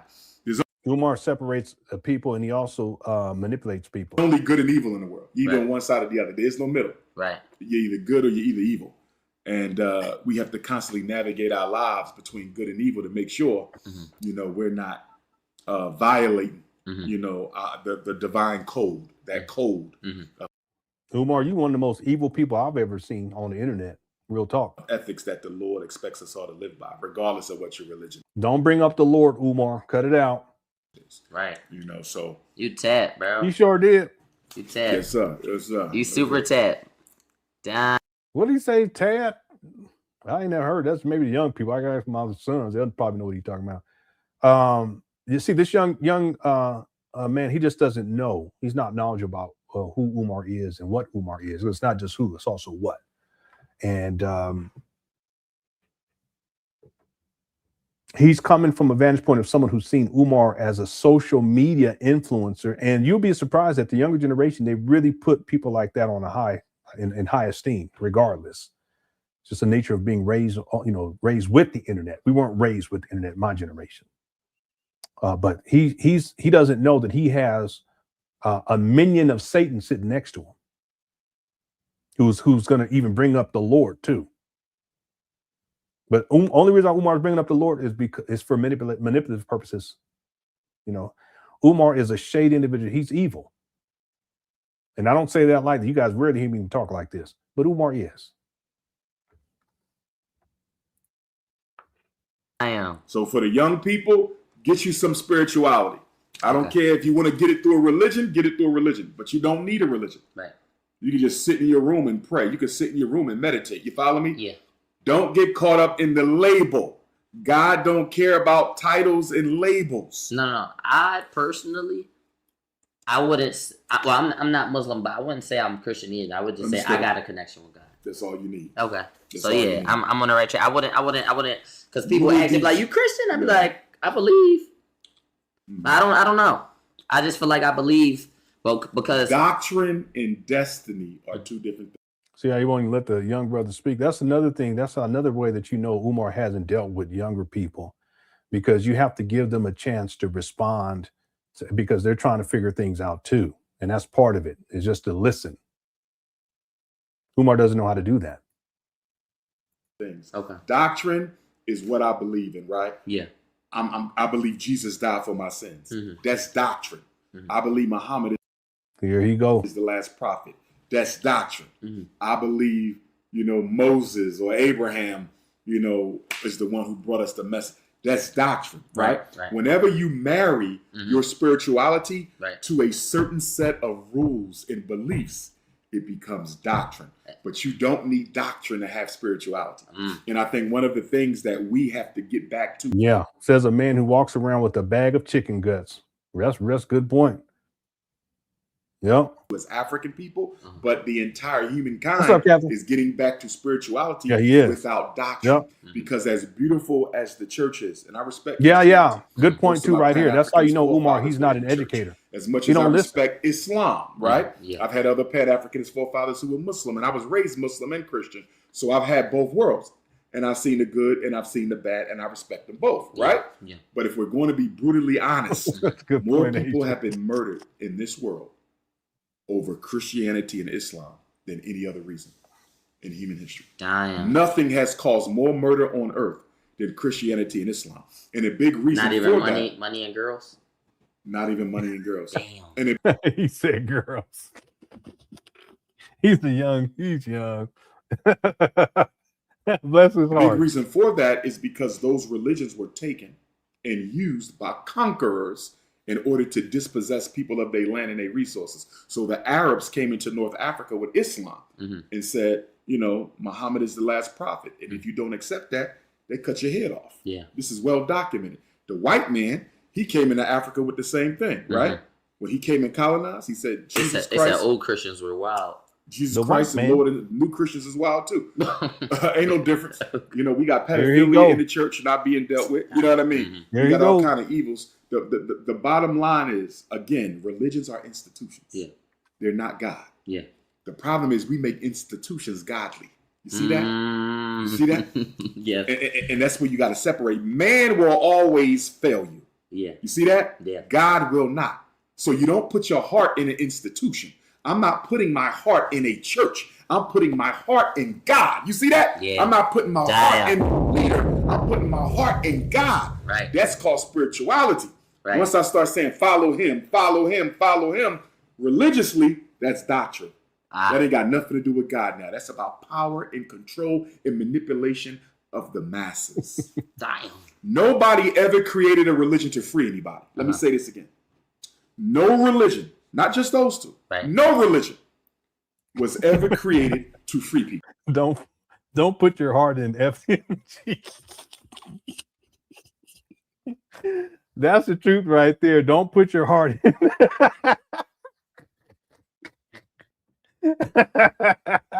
That's classic right there. Don't put your heart into FDMG. Yeah. Every religion was created to control. Damn. That's nutty. Okay. Yeah, I'm trying to get right. And my young queens, Did you fall for it? But Umar putting his heart into CashApp and PayPal. What do you mean fell for it? At any point, did you put your relationship with God or higher power into one of those institutions? Well, remember, we are as our parents make us originally, right? Right. So my parents made me Christian and Muslim, and so that's what I grew up with. So I learned to worship God through those religions, which was fine. Yeah. That was my introduction. But once I came into contact with African spirituality, I found my home. See, for you, Christianity might be a home. For me, Christianity may be a bridge to something else. Islam might be your home. Islam to me might be a bridge to something greater. Right. You see, Yeah. it all depends on your purpose for existence in this life. In other words, what contract did you make with God in heaven before you were born to complete in this world? And for your destiny in this world, Christianity might be all you need. For my destiny in this world. Why Umar's leaning over this whole live stream? You notice that? How he just leaning over like this? Islam might be all that I need. What's wrong with him? For somebody else's destiny, they might need their ancestors as well. Right. They might need to connect with the earth. They might need to connect with the divinities. You follow what I'm saying? Yeah. It's all about what's best for you now. You might be a Christian in this life. You might come back and be a priest of African spirituality the next life. Right. You might come back the next life and be a Jehovah's Witness. It's all going to be based on what you need. Some people have His grandmama was Jehovah's Witness. Jamal Johnson's mama. a very low need for spirituality in their life. Right. Right? Some people have a very high need. If you have a very high need for spirituality, religion will never content you. You will never be contented with religion because religion is about the belief. I don't care about the belief. I care about the quality of my connection with the Supreme Creator. Yeah. The Bible can't give me that. The Quran can't give me that. Only I can give me that. And that's why spirituality trumps religion 365 days a year. Nothing wrong with the church, right? And it's a good start. But once you start feeling your inner divinity, you're going to leave it eventually. Because here's the thing. The biggest trick religion pull is making you believe you got to find God outside of yourself. You don't have to find God outside of you. I'm gonna tell y'all where I come from. We growing up, you do shit like that, you'll get beat up. Real talk. You just never. You don't do that. You could not breathe right now if God was not in you. Right. See, the Creator is in us as much as you saw. So I got to go to church to find God. No, you don't. You have to go into the dark and find God. You have to go into yourself and find God. And the reason people keep on studying and studying and studying because they haven't found that source within. Once you tap God in you, you'll never need to go to anybody else's prayer service ever again in your life. Damn. Nothing wrong with going to the services. You follow me? Nothing wrong with that. I'm going to be clear. It's good. Fellowship is good. Yeah. But your connection to God will be forged in solitude. Okay. Study everybody. Jesus. Shut up, Umar. Just stop. I was supposed to be a 2-hour live stream. You almost said 2 hours. Moses, Muhammad, Buddha, Krishna, they forged their relationship with God in solitude. First thing I ask a person, how often do you meditate? Because only when you get quiet can you receive the vibrations from the universe. That boy got on a rhinestone belt. And so what? So what if he do? I didn't see no rhinestone belt. But if that young man want to wear a rhinestone belt, let him wear a rhinestone belt. There's nothing wrong with that for that young generation. What if my son be wearing like goth shirts and shit? I said, what you got on? What the fuck? I said, what? I said, what is all this? Boy, I don't even know. It's a dragon and shit. I said, what in the world you got on, son? Anyway. If he want to have, listen, Slim Jerusalem, if he want to wear a rhinestone belt, let him wear that rhinestone belt for the younger generation, okay? Thank you for the super chat. You talking about Umar got on a rhinestone belt? I don't know. Something he got on, I don't know. It looked like snake skin or some shit. I don't know. Does Umar got on a rhinestone belt? I don't know. Y'all let me know in the chat room what you think. I can't tell. That you need to guide you into your higher power. You follow me? Right. If all you're doing is praying and shouting and screaming and Holy Ghosting. Call that nothing wrong with that. I don't know none of that. You find God in silence. God speaks to you in silence. God don't speak to you when there's a whole bunch of noise all the time. Yeah. You can connect with spirit with music. Don't get me wrong. Right. Music is a very powerful form of spiritual connection. What is he all over the place? Now you talk about music. Communion. But Umar got on the study. God in solitude. Okay. I If you don't don't think spend you do. time alone, you never spent time with. We got our puppy. He has a studded collar too. Well, one of my dogs got, but I tell him don't put him. I said don't put that on him. Don't put him on that. He said why not? I said nah. Don't put that on him. Don't. Chino. God. Damn. Yeah. Okay. I don't really. I ain't gonna say that. No, say it. I don't believe in the Holy Ghost. You don't have to. Like to You don't have to. Don't get me wrong. I do believe that a person can contact spirit. Okay. Yeah. And be This is Umar bullshit. He just trying to come up with something to say. overcome by it to such an extent that they can exhibit physical symptoms or manifestations of that divine connection, right? Okay. But I would also say this, be careful. Why? Because the devil is the greatest deceiver in history. The devil, right? Yeah. Will Stop touching the young man. Umar, you're the great deceiver of our time in the black conscious space. I said it. possess you and have you thinking it's Jesus. The devil will possess you and have you thinking it's the Holy Spirit. You follow what I'm saying? Yeah. So you have to be real careful about the spirits you choose to open up to. How do you make sure? Like how can you check that?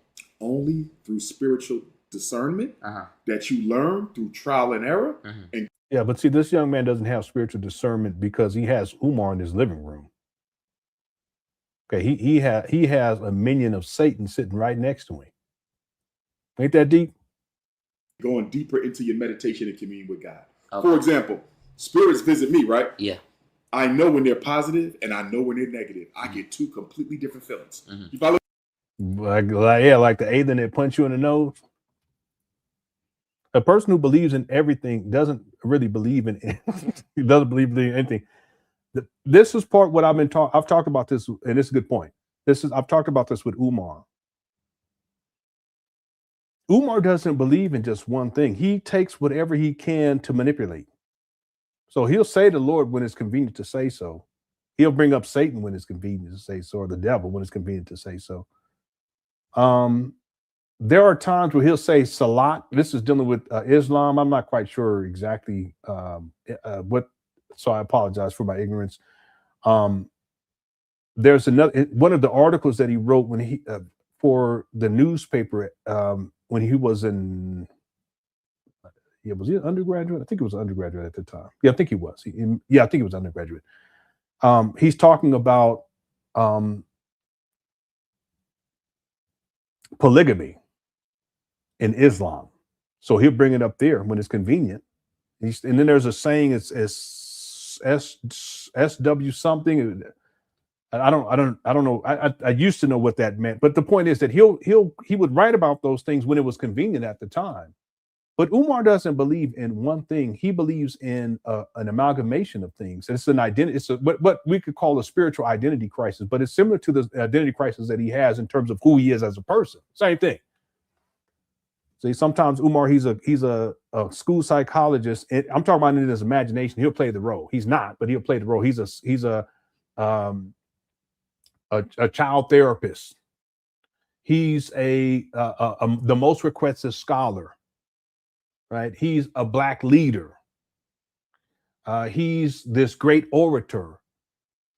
Right? So he has. It's not that he's one thing. He's many things. He's like what I call. He's like a metamorph, a shapeshifter. He's a chameleon. Well, the same thing applies to when he imposes spirituality or even religious doctrine onto people. He just takes whatever he can take at any given time based upon an amalgamation, and he'll throw that out there to people to manipulate them. And that's what he's been doing this whole time. So if we listen to this and say, okay, well, what does Umar believe singularly? What does he believe in? Ifa? No, because he's saying other stuff. There's times where he try to quote the Bible. So he's all over the place. Same thing with the Quran. He's all over the place. But it's all about manipulation with Umar. Okay, it's not about truth. It's not even about spirituality or coming closer to God. See, you can't live like Umar and claim that somehow you're close to God, because if you're close to God, you're not going to be living that way. You wouldn't be out here sexually exploiting all these women. Baby mamas don't take care of their kids. You can't tell me anybody. I don't give a shit who you think you are. If you don't take care of your kids, you don't take care of your kids. You don't spend time with them. You don't support them financially. You don't support them emotionally. You ain't got nothing to do with God. That's the devil. Well, that's Umar. But this guy will take whatever he can to manipulate other people. And it's not that he believes in one thing. He'll take whatever he wants to from all things to present that to people as a form of manipulation. Yeah. A person who believes in everything doesn't really believe in anything. You're absolutely right about that. Thank you for the super chat. That's true right there. New T Diggy says, that's one of them belts we wore when we was going to a breakdancing battle. Like Turbo, Boogaloo Shrimp, and had on. Yeah, I know what you're talking about, but I don't think he has on I don't think that's what it is. I think he has on a regular old belt, but then he has on a shirt that kind of makes it look like it's studded. Yeah, but back then, that was a common attire for people in hip hop. A lot of that stuff from hip hop, how they was dressing way back in the day. I said, oh shoot, I don't know. Don't really be like that, but it was for. Anybody remember that? Yeah, but I know what you're talking about, New T Diggy. But I don't think that's what Umar has. Unless you guys are talking about the young man. I didn't see that he had on the belt. Shout out to Electric Boogaloo. Is anyone who's seen that hit the one? If you haven't seen it, hit the two. That's old school. That was a jam. Turbo boy, he was way better than everybody. They wouldn't even let him talk. Y'all remember that in the movie? They wouldn't even let the brother talk. They said, Negro, you be quiet. But he was there, he got that broom, and he was like, was that him with the broom? Yeah. Yep. Stevie's young. She was like, what are you guys talking about? Yeah. Oh, you saw it in the I didn't see it in the theater. Yeah, you saw it in the theater? Okay. Yeah, that was that back in the day, boy. The breaking Electric Boogaloo. That was another one too. I can't remember what it was called back in the day. Then they start pop locking. Yup. People try to act like a lot of that stuff was new. Mike and the Jackson 5 was doing a lot of that shit way before then. But anyway, it's old. It's got to be from the 80s. So there was breaking. There was Beat Street. That was another one, right? I think so. A breaking movie. They're showing something that's more recent. That ain't what I'm looking for. I'm looking for the hip hop. Come on now. So breaking from 1984, okay, and then there was also Electric Boogaloo. I think that was the second one. Yeah, it's breaking to Electric Boogaloo. That was in 1984, and then there was another one. There was another. I just can't remember what it was called. I thought it was a Crush Groove. I don't remember that one. Let me see. Wasn't that one with the? Yeah, I remember that one too. That's another one, Crush Group. But that was another one. I can't think of which one it was. The Fat Boys or something like that. I think the Fat Boys was in it. Yeah, this is all old stuff from the 80s. Yeah, Crush Groove. Anyway, okay. Yeah, shout out to the Beat Street. It's a damn we old. Yeah, Crush Groove. Yep. Wild Style. Okay. All right, let's get back to it. What I'm saying, I get two completely different feelings. You know what I mean? Yeah. And so I had you a crush develop that on spiritual Sheila E. discernment where you I can ain't say, gonna okay, lie. this ain't good right here. I'm gonna let this pass. Mm-hmm. Let me burn I had a crush on Sheila E. I still kind of do, but I'm married now. some incense, open up the door. I don't know who sent this here, but there's something in my house. I can feel it. It ain't good. I got to get him out. Let me sage him out. You follow what I'm saying? Some people don't know the difference, though. They think every spirit that contacts them is good. Right. Remember, the devil's job is Dang, Sheila E. still look good. She's 68. Boy, I tell you. Yeah, if I wasn't married, I'd probably see if I can't make a phone call. I already got 5 kids, but at that age, I couldn't get her pregnant, so that's all right, you know. Yeah.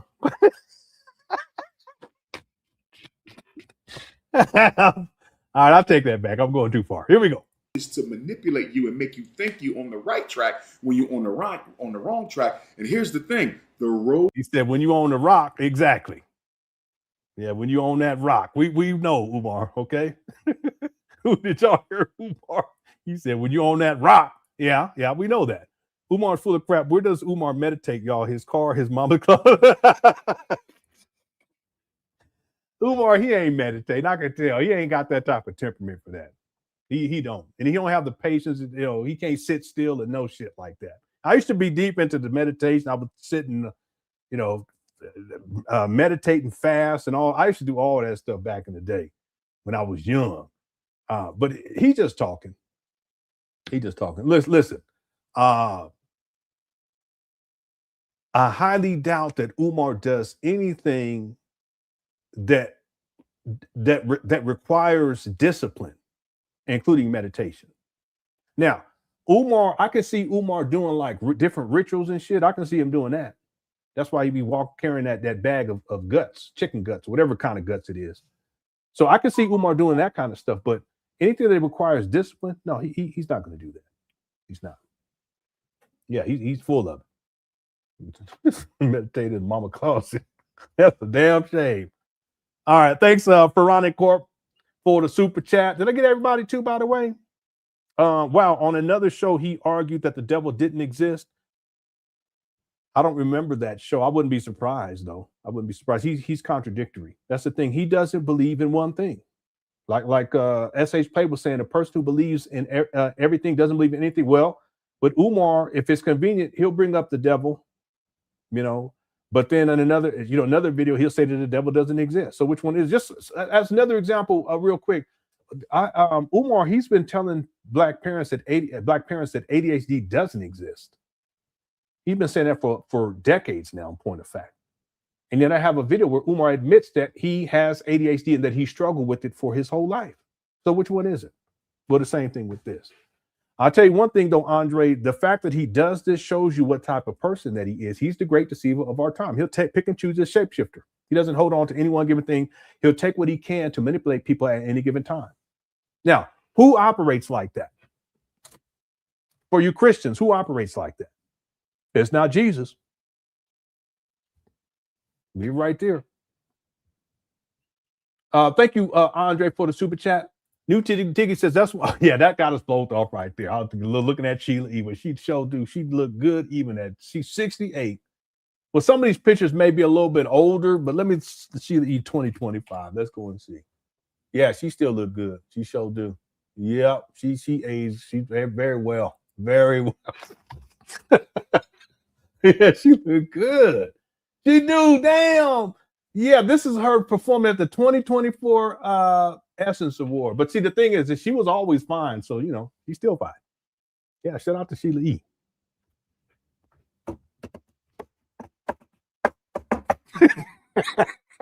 That's how I try to get. All right. What's up, KK says, when do you think Umar last hit the gym? He's always talking about alpha males, but he's marshmallow soft. Yeah, I don't think Umar has exercised. I don't think he does stuff like that. Any type of physical manual labor that's laborious physically. And I don't think he has for at least a decade. I don't think he has. Even walking, you know, long distance, I can't even see Umar doing that. No, he has some serious physical health issues, and even walking is a chore for him. But that's because he hasn't taken care of himself for decades. And we can all, especially when you start getting into your 40s, 50s, I'm 50, you got to take better care of yourself. And I took fairly good care of myself. You know, my wife and I, we're vegan. We try to eat as good as we can. Every once in a while, I'll have me a donut, though. I ain't gonna lie about it. But even now, I recognize that I could have taken better care of myself. But I do know that at this age, I got to take better care of it. There's no way around it. There's no way around it. He doesn't. I don't think Umar takes care of himself. And I don't see the thing. That's another thing. One of the benefits is that if you're in a loving relationship with the woman, she will take care of you too on those levels. Men, you know that? Any of you men, if you got a good woman, you know what I'm talking about. And it's nothing that you have to ask for, or it's not even an expectation. It's just something that happens automatically. And my wife, she's, you know, you need to get some sleep, or, you know, you need, because she told me I need to lose some weight. And it's true. I can lose some weight. Right. So again, I know I've been saying I'm going to put the treadmill together. I still haven't done it, but now that I'm on vacation, I'm gonna put it together, and then I'll get put together a regimen where I'm already physically active anyway. But the point is that I'll put together a regimen where I don't know what it would be. To start, you know, every day I'll walk a mile on the treadmill, and then I'll just ramp it up to where I can slow jog, and then I can ramp it up to where I can, you know, get back to. I used to jog a lot back in the day. Anyway, Umar, he doesn't take care of himself. So it's probably been in an actual gym. I don't know. It could be over a decade, maybe 2. You know, tell him he don't take care of himself, and he should. He really, and he needs to. He needs to. Right. Thanks, KK. And then Miranda says Rhinestone Cowboy tune. Yeah, people were saying that. What is this? Is this one of the songs from what's her name? Rhinestone Cowboy. Oh no, this is old. This is Glenn Campbell. Yeah, but I thought there was a newer version of this. My wife was telling me about I guess this is anyway, let me get up off here. I said there was this guy, a black singer. He does country, and he won an award recently. And then she played the song. I didn't know who he was, but it sounded good. It sounded real good. Thanks, Miranda. And I love country music. I'm talking about the old stuff. My grandma, she used to listen to that back in the day. So that's why Dolly Parton. I had a crush on Dolly Parton a long time ago. Okay, let's get back going here. We're at the 2-hour mark. I was wanting this to be a 2-hour live stream, but we're going to be here for at least another 30 minutes. We got 1,060 people in the building. If you haven't hit that like button, please do so. We're at 460 likes. Our goal is 500.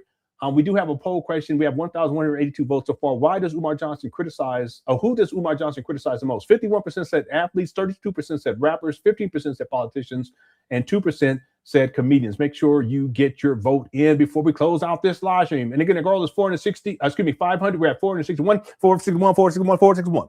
Then 461, 461, 463, 463, 463, 464, 463, 465. Look for 465. 465, 465, sticking the thigh. 465, 463, 463, 464, 465. Thank you, ma'am. 465, 465, 465, 465, 465, 465, 101. Fam, I'm going to sell it right here. 465, 465, 465, 470, 470, 470, 475, 465, going twice. We have 469. Thank you so much. 469, 469. Thank you, sir. Man, ma'am, thank you. Thank you. 469, 469, 469, 469, 469, 469, 475, 475, 478. Thank you so much. 478, 478, 478. Going to sell it right here. Going once, 478, family. 478, 478. Look at this wonderful 500, 478, family. 478, could get 480, 480, 482. Thank you, sir. 482, 482, got 482. Then 42, 42, 42, 42, 42, get 42, get 45, 45, 55, go 42, thank you, 1 and 1, 42 going twice, family. We're going to sell it right here, 48, family. 48, go to 48. Trying to get to 500, 48, go to 490. With the 490, I can see 490, I can see it. It's in my sights. It's like, FDMG about to open. FDMG about to open, 41, get to 494, 493, FDMG is open, 492, 492, 490, get to 495. Get to 493, 490, get to 495. 493, 490, to 495. Take that I'm selling right here. 493, 495, 498, family. We're trying to get to 500, 500, get 500, 498, 500, get to 500, get to 500, 498, 498, 500, get to 500. With the 490, can we make it happen, Captain? Cookie Crunch touch undefeated 498, with the 400 to 500. Sold. Mayonnaise. Thank you so much. I did good that one. I just liked the video. Now I'm going to unlike it. I shouldn't be liking my own video. We went back down to 503. All right, now we're at 508. Thank you so much. Go FDMG. I bet you I get a whole bunch more if we did this to try to sell FDMG. We're going to try to sell FDMG. Get the sell FDMG, family. We try to sell these bandos. We try to get to 520. With the 520, 520, 520. With the 530, 530, we're going to get to 522. We're going to sell this. We're going to sell these trap bandos right now, family. FDMG is about to be sold at auction. Family, 522, get to 530, 530, 530, 530, 530. Then 530, 530, 530 for some more. It's like get up at 530. We're going to 529. I mean, one more to 5. We're going to sell it right here at 429. We're going to sell these trap bandos right here to Cookie Crunch at 439. We're going to sell it to Cookie Crunch at 430. 430. 430, we'll get to 440. With the 431, go to 435. 435, we're going to sell these trap bandos right now. There's dilapidated. There's mold on the wall. 431, 431, 430. There ain't no water running. 430, the bathroom stank. 435, 435, 35. We're going to 432, 430, 430, with the 435. With the 435, I'm going to sell it right here. 432 going once. 530, excuse me, 530, 535. Look at the 5. We're going to 550. This is a black. I'm the black auctioneer. Fuck it. We're going to 550. 537. We go to 537. 537. 537. 537. We're going to sell these trap battles here tonight. We're going to sell the 537. 538 because Umar ain't been up there the last to show these trap battles. 537. 537 smell like shit in the bathroom. 537 the toilet stank. 535. 538. 538. 538. 538. We take a 540. We take a 540. 538. 538. 538. Going once, family. 538. 538. 540. 540. 540. We going for 550. We need 10 more. 550. 540. 540. 540. 545. Get the 540, 545, we're going to 540. We got something 545, that's my second alarm, 550. We're going to 545, we'll get to 545. 545, they're going to die, 545, they're going to die, 541 once. FDMG about to get sold, we got a 541. That's okay, but we trying to get to 545. FDMG going, we're going to have to sell it. We're going to sell these trap bandos right here. 541. 541, 541, 545. We got a 545, we got a 546, that's your ma'am. 546, 546, we're going to sell it right here. 546, got to get 550. Got to see a 550? Can't see a 550. These schools are state-of-the-art, mind you. Okay, I know the ceiling caving in. 545, 444, 545, get to 550, 545. 545, 545, get to 550, get to 550, 550, 550, 545. 545 going once. 545 going to 546. 546, we don't got all like we're gonna get. We're not gonna sell it. We're not gonna sell it till we get to 550, 546. Come on, we gotta help Umar sell these shit. Come on, y'all. Come on, 546, 547. We need 3 more. 546, 547, 547, 547, 548. With the 548, 547, 547, 547. Go to 548. We're gonna sell it right here. 547 going one, 545, 549. We need one more, family. 549, 549, 549, 550, go to 550. Get to 549, 549, get to 545, 550. 549 going once. 545 and 551 take it. Man, that's some hard work right there. We just sold FDMG. Now we're gonna take all of the money, we're gonna give it back to the kids. We're gonna get a pony for each kid. All right. That way they can get on that pony and be cowboys and cowgirls. All right. All right. Thank you, Miguel Hoxton. Thank you. Sold to Miguel Hoxton. Okay. All right, thank you. This deal is a doorbuster. All right, thank you guys so much. I hope you enjoyed that. I enjoyed it. I'm just a little sweaty now, but we had a good time with that. Okay, let's get back to it, everybody. Here we go. To spiritual discernment is the same road you take to build Nigga, get out then. God. What you talking about? Who hate Get the out of here. Rod, I'm sorry, but as a black man, I can't watch this stream. Dr. Umar doesn't like snow, and I respectively can't with that. Oh, he is snow bunny hop. He probably joking around. No, he did ass. Oh, get him out of here. Yeah, that's a second job. You saw what happened with the brother, the coach at the University of Michigan, and my heart goes out to the brother. I hope he rebuilds his life. Yeah. You know what I mean? Everybody makes mistakes. He just made a very bad mistake, cheating on a snow bunny while married to another snow bunny. He got double bunny. He's the first person I know who got double bunny. You know what I mean? What's double bunny? 2 of them. They got a snow bunny at home, cheating on her with another snow bunny. You know, but I wish the brother the best. But we got to stick with our what own. Happened? He said a double bunny. The head coach of the University of Michigan Wolverines, yeah, which is a major team, married to a white woman, about 2 or 3 kids with her, right? Yeah. He was cheating with one of his staffers, another white woman. Right. He promoted her to executive assistant. Oh, damn. Doubled her salary. You don't think the executives at the University of Michigan can't see something fishy going on here? Right. Why would he double this white woman's salary? Right. Right? Right. They had unprotected sex. Damn. She got pregnant, or allegedly thought she was. I don't remember all this, Umar. Anyway, allegedly, he ordered a Plan B pill on his phone. Why would he order that? I don't know. Shouldn't she order that? Uber Eats or Grubhub.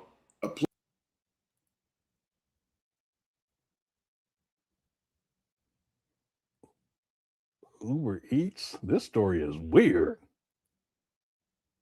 Someone said that part is true. He ordered it on Grubhub or Uber Eats. Somebody said, it sounds like a story that Umar would tell. This is crazy. The Plan B is, yeah, but he didn't do DoorDash, did he? Uber Eats or Grubhub. All right, maybe it was DoorDash. All right, that makes it all make sense now. It was DoorDash. Let's keep going. This is great. Plan B on your phone. You the head coach of Michigan. You ordering a Plan B pill on your phone for her to take it. Wow. I guess she took it or didn't. But anyhow, she ran and told on him. He fired her. They said he fired her. And then she ran and told on him and showed him the texts and the videos and everything. Wow, that's she snitched crazy. on him. And guess what? He got fired. She still got her job. No. Snow Bunny. Jonathan Majors. Here he goes. Shannon Sharp. Here he goes. The head coach of the University of Michigan Wolverines, Wait. Tiger Woods. We could be here all night on the list of black men who've been snow bunny in the 21st century. Don't get snow bunny. We respect everybody. Young white women in the chat, I got nothing but respect for you. But black men have to learn to stick to black women. Otherwise, we're going to keep on getting our pockets snatched out. Yeah, right. And guess how much he was making? I know money much? was. $6 million a year. He's dumb. You know how much that is? That's a $500,000 paycheck a month. Could you imagine getting the Is he check dumb? for $500,000 every 30 days and you threw that away for the pale vagina? Oh my! Don't talk like this. He tripping. And now the wife probably gonna leave him. Right. And then after he get fired, he go back home to his wife, threatens to take his life. Then he runs to the snow bunny's side crib, threatens to take her life and his life. Yeah, he is tripping. He was selfish, and that's what he actually. The guy, from what I saw, he actually kind of sounds like an abuser. Because he goes back anyway. I should have did a video on it if I had time. Anyway, it's just ridiculous. He ended up in jail. He went from $6 million a year to house arrest. What? Yeah, and it's his fault too. Okay, he sounds emotionally immature, making bad decisions, and threatening to kill himself. That's all to get attention. It's just a nut job. That's what it sounds like. Anyway, Why do it keep getting worse, gang? What? And this is what I'm gonna say to the young kings. What? Let me Here say you this go. to all the young kings in the chat. Take this from your big brother, Dr. Umar. If you never develop sexual discipline, look who's talking. talking to all the men. Hey, let me listen. Remember, Mike Tyson went to jail for a crime I don't think he committed. Tupac went to jail for a crime I don't think he committed. Bill Cosby went to jail for a crime I don't think he committed. If you don't have sexual discipline in the United States of America, I promise you, you will be taken down. Damn. It's not a question of if, it's only a question of when. You must develop sexual discipline. You was telling me about that. Yeah, and taking it back to the devil. See, here he go. But you know how hypocritical Umar is? He's still out here running through these black women and trying to raw dog them. And he's lacks sexual discipline. That's why he got baby mamas. He got a lot of baby mamas, at least 3 in Philly, at least 3. And a 4th, they tried to put him on child support, but it didn't go through. That's just in Philadelphia alone. It's likely, it's extremely likely that Umar got other baby mamas out here. But look who's talking. Then he got to go back. Let's see what he said right here. His greatest weapon against the man is our lack of sexual discipline. Damn. No, ain't got nothing to do with Satan. That got to do with men. Cut the shit. Because if that's the case, then Satan got a hold on you, Umar. See, listen, we can try to blame it on other people or entities or whatever. It ain't got shit to do with nothing. If you out here living foul, you out here living foul. Just own the shit and stop pretending and telling these younger men they need to have sexual discipline when you don't. Umar been sexually exploiting these black women out here in these black conscious streets for over 15 years now. He's not the one to talk. And not in a committed relationship either. You couldn't find one woman to commit to? I'm going to tell y'all something. Any man that can deal with all these women but can't find one to commit to, he's the problem. Ain't got nothing to do with Satan. Ain't got nothing to do with the devil. Ain't got nothing to do with none of that shit. He's the problem.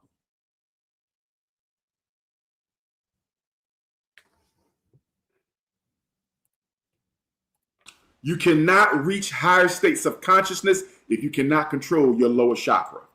You was telling me that that's how they try to get you. Oh yeah, that's how they try to get me. You like No, and didn't nobody try to get him.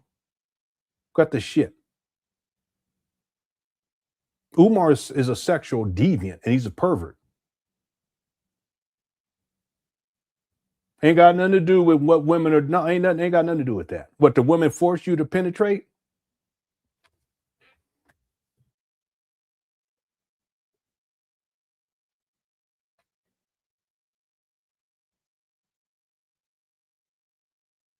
Does it happen?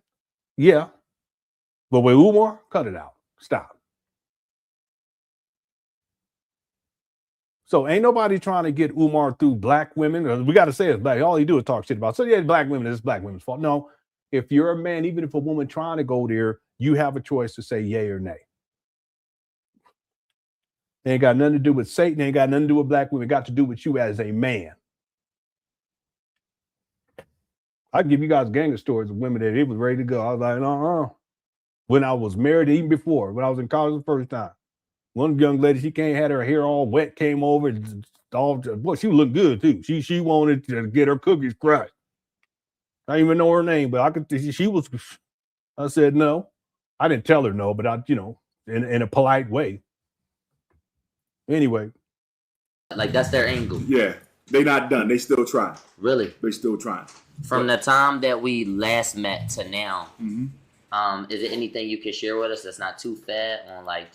Yeah. The women, they got their tactics. It works too. They boy, it worked bad. It worked good. It worked. I was gonna say it worked bad. They had the women. They know what to take. This young lady, she came over. Her hair was all wet and shit. I didn't never even have a conversation with her. She stayed in an apartment next to mine. It was like 4 apartments on the ground floor, the 4 on the top. She stayed on a next. I think she was on the top one. But I would check her out, and she would check me out because the basketball court was right in front of her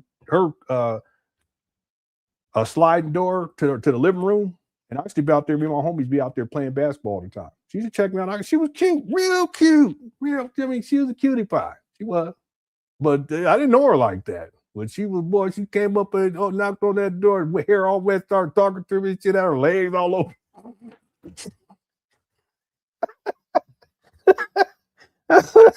I said, yeah, my name is Lenon. I just wanted to know why are your legs open. I was like,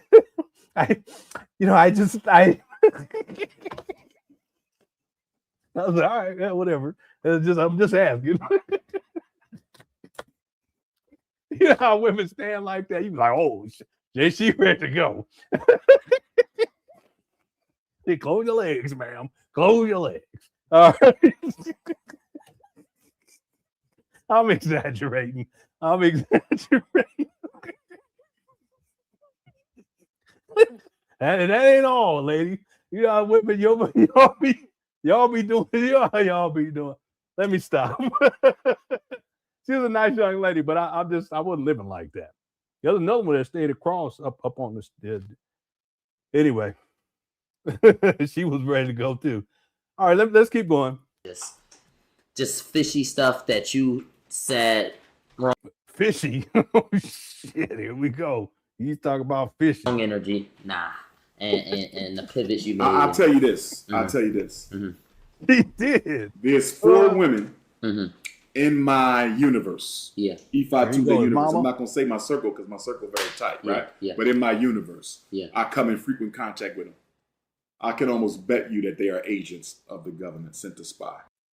What?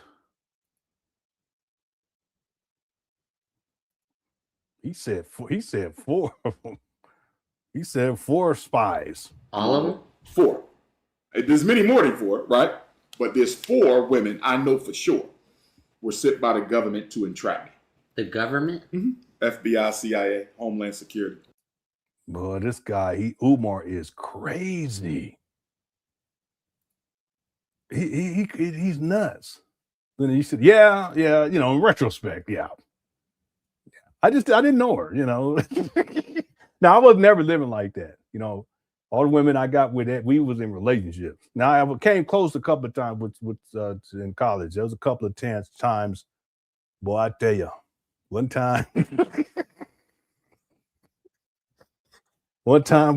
it's as close as you can get.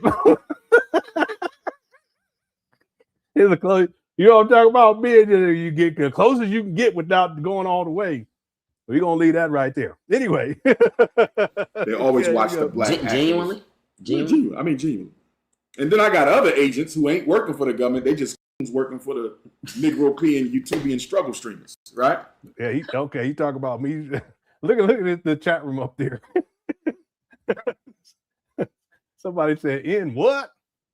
Oh my. So that's your unofficial agent, right? Yeah. I just want to bring him down because I don't like him, right? Right. I'm not talking about them. That's the ghetto informants. I'm talking about real informants being sent in to infiltrate. I got about 4 females. Damn. And you can always, and I can tell with one of them because she's so thirsty for physical intimacy. Yeah.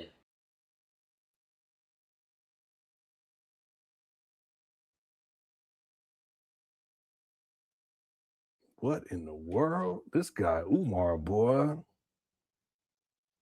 Yeah. I had a crush on Monica Lewinsky back in the day. I ain't gonna lie. She's damn near begging for it. Why are you so thirsty to be alone with me? You don't even know me like that. Right. Follow what I'm saying?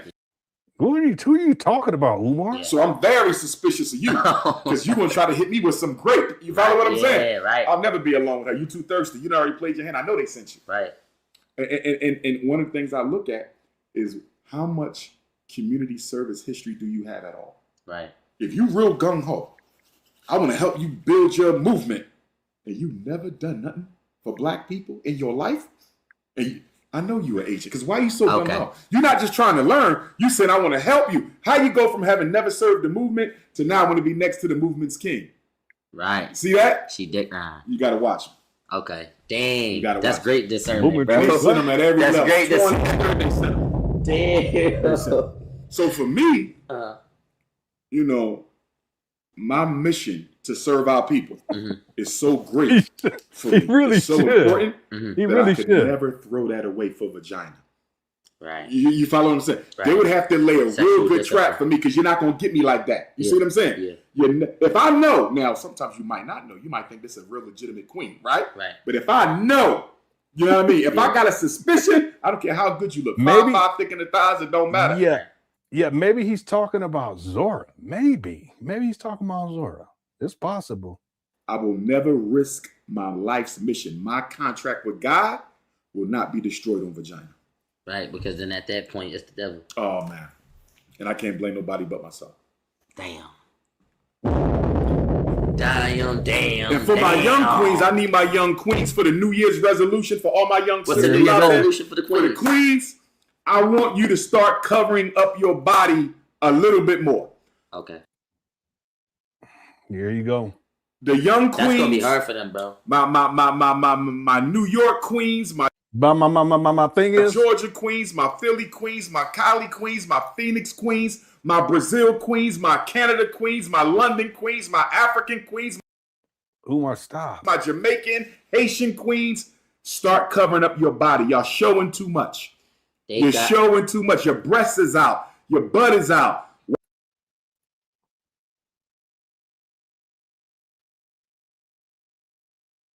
He's 51-year-old talking like that. That's not how you, that's just inappropriate. You don't talk to the young ladies like that. You don't even take care of your own daughter. So Umar, shut the fuck up.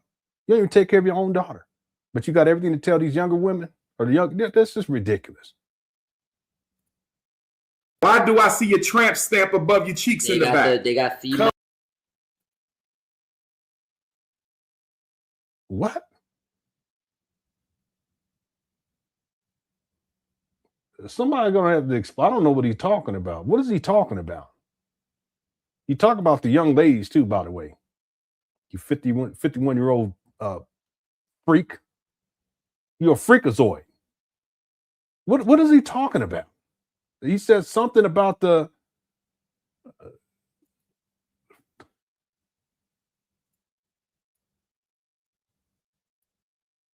Haitian queens, start covering up your body. Y'all showing too much. Oh, it's a tattoo. Okay, thanks, Edward. So it's a tattoo in the small of your back. Okay, all right. But what's the big deal? I don't get it. Why is he much? You're showing too much. Your breast is out. Your butt is out. Why do I see your tramp stamp above your cheeks in the back? Why is he calling it a tramp stamp though? A tramp stamp is a tattoo above her butt. What they call it? Well, I mean, women got it. What you call it? Wherever they want to.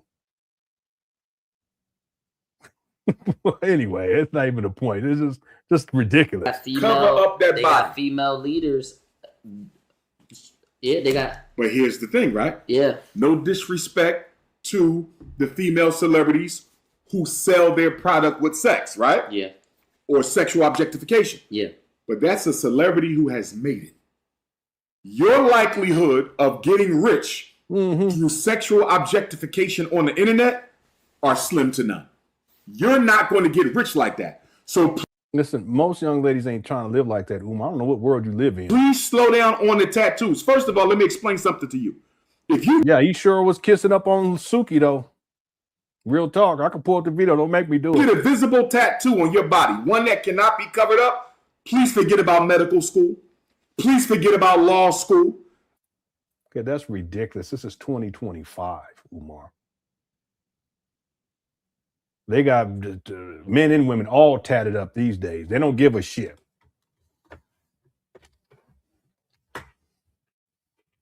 Real talk. These days, they don't, and lawyers too. There's one lawyer got a YouTube page. He got tats. He don't give a shit. I don't want you going into the military, but unless they change the rule, okay, up until recently, you can't even get into any of the branches of the military if you have a visible tattoo. You follow? So you say, I want to be a lawyer. You got a big people in the old tongue military on got your a neck. gang. You don't What are even you know. talking But about? when the law school find out you got that tongue, they drop you from the program. Damn. So some of y'all messing your future opportunities up. Okay, that's not true either, Umar. Cut it out. And in the military, they got to have a gang of tattoos. That's a lot of tattoos got popularized through the military. What are you talking about, Umar?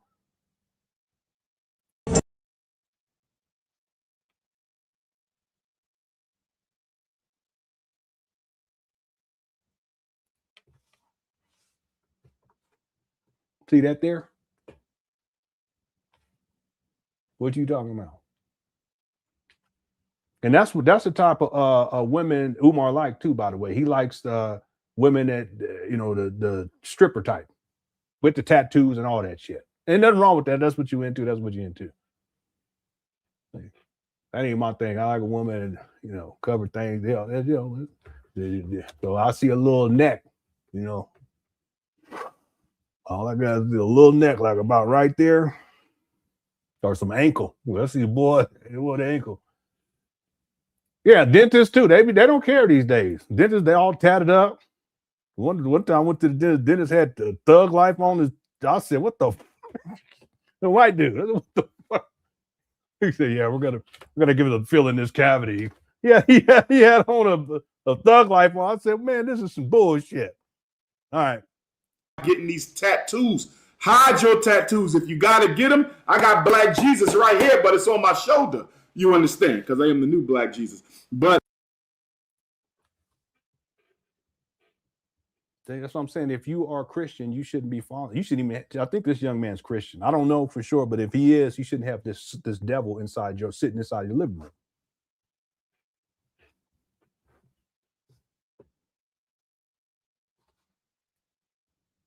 Oh no, he said this a lot. I've been telling people for a long time. He's been saying this. He's been saying this for over a decade, that he's the Black Christ, he's the Black Messiah. This is what he calls himself.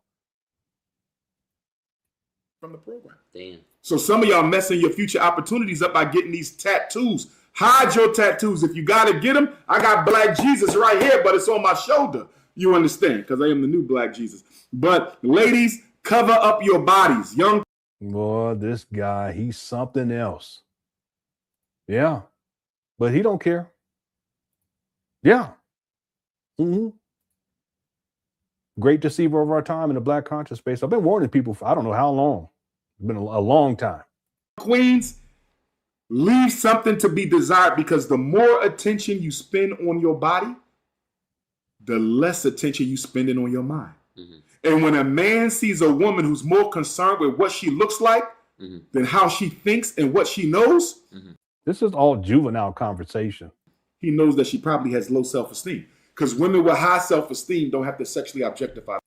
Listen, Umar, you have low self-esteem, extremely low self-esteem. That's why you got to call yourself the Black Christ and Black Jesus and all this other shit that you be saying is crazy. What you talking about? Just projecting? If you're leading with sex, if sex is the best thing you have to offer me, you're not offering me much. Damn. Yeah, but why is he saying me when he's talking to the young ladies? See this? Crazy. Cover up, young queens. Let that be your New Year's resolution. Cover up and stop with the BBLs. Slow down on the BBLs. Here he go. Most women ain't getting BBLs. Cut it out, Umar. Slow down on the breast surgery. Too many sisters is getting cancer. Too many sisters are having medical mistakes being done on them. Too many women are dying on the surgery table for these artificial, superficial surgeries. Please stop, young queens. I'm not marrying a woman with a BBL. I'm not. Okay, let's be clear about something, Umar. You're not marrying a woman because you're a tramp. You're a hoe. You a skank and a skeezer. So cut it out. You're 51. What you talking about? You're 51 years old, and you've never talked about being in a long-standing relationship with a woman. Not even a long-standing relationship, let alone, getting engaged or getting married. So cut it out. Yeah. I'm not. There was no need for you to desecrate your temple. Your body is the temple of the Most High. Your body is the shrine of the Most High.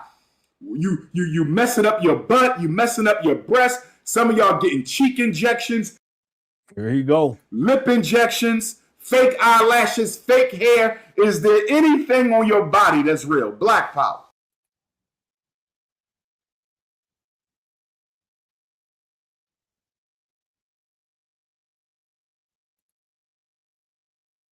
Mm-hmm. Need black power. Stop getting them lip injections. You're slimming your noses down. So much artificial work on your body, you look like a mannequin in a statue. Some of the sisters got so much work done on their body, you can't tell if this is a woman or this is no disrespect to, but there he goes. It's so shiny looking. You know what I mean? Nah, you look like glass. It's no like city. They should put you in a store window and hold up a Birkin bag or something. Like, come on, slow it down. Get into your spirituality. Sorry for the lashes, sir. Lashes cool? Lashes. Got to bring the whips out. No.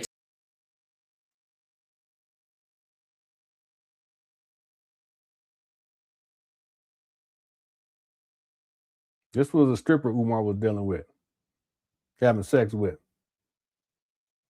And she can groove. She was getting her groove on. I'm just saying, Umar, he talks this talk, but at the nighttime, he like the stripper type.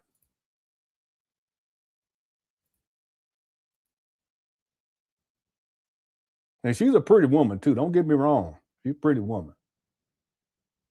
But the point is, Umar talking all this talk, but he'll deal with what he can deal with when he can deal with it. You gotta catch my drift. Yeah, this was when she did a good job with this one. Tina Turner. She did such a great job.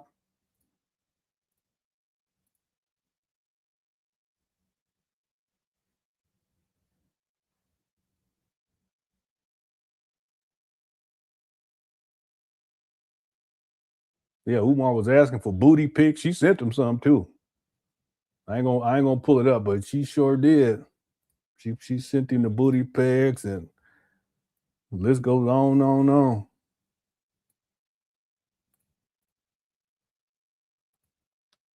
All right. Now I ain't gonna show too much, just so you guys can get a sample of what we talk about. That's what Umar you dealing. Ain't nothing. No, I don't have any criticisms of the woman, and she was doing what she was doing. I'm not here to judge. Okay, she was a nice young lady from when I heard her talk, but she got wrapped up with Umar. But the point is, Umar knew all this about her. He tried to act like he didn't because he was asking for the booty pic. In fact, she told him that she was going to get on that stripper pole so she can send a donation money for FDMG. She told him that in the text message. Umar didn't deny none of that. He didn't deny that he was dealing with her. He was dealing with a stripper because he likes the Sukihana stripper type. Okay. I don't have any, listen, people live how you want to live. Young ladies live how you want to live. That's your business. Okay. I'm not here to tell you how I live. I got 2 daughters. I raise them the way I feel is appropriate. But I want you guys to understand that Umar is not interested in being in a loving relationship with a woman. What he wants is sex. And any woman that can fulfill that, whether you got weave or you're natural or you're clothed a lot or you don't have a lot of clothes on or you get freaky with it or you don't. He don't care. He wants whatever he can get. Okay, so don't be fooled by this clown. Don't be fooled at all. Oh, that's cool for the girls or not? Just straight beauty. Go straight beauty. Let me say this. Okay. If you don't know, the lashes, the chemical that you use to glue them, right? Yeah. If they get in your eye, they cause blindness. Yes, it's a big problem of black women vision being stunted. Okay, let's Umar, cut it out. Stop. That's what the FDA is for. Umar, stop it. But let's be clear about something. Is it just that it's only black women that wear lashes?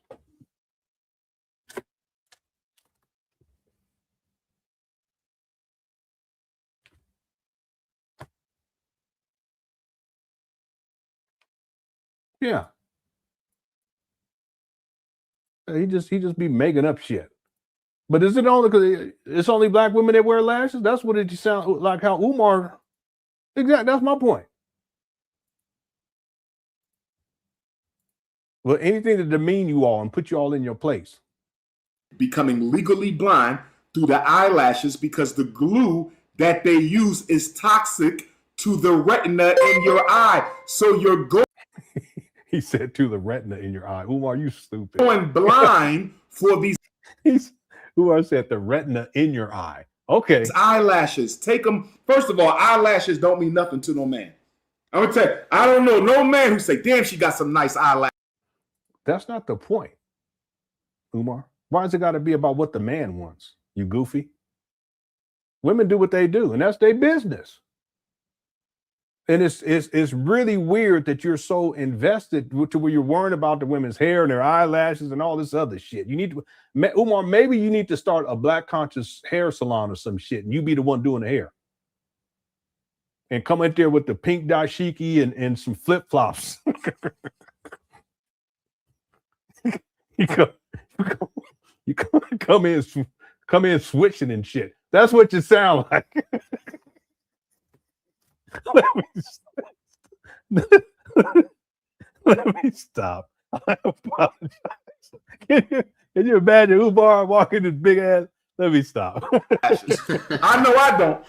I'm not looking for eyelashes. So ladies, stop going blind with them windshield wiper eyelashes. Take them off. Take them off. All natural everything. All natural everything. So that's why women can't drive.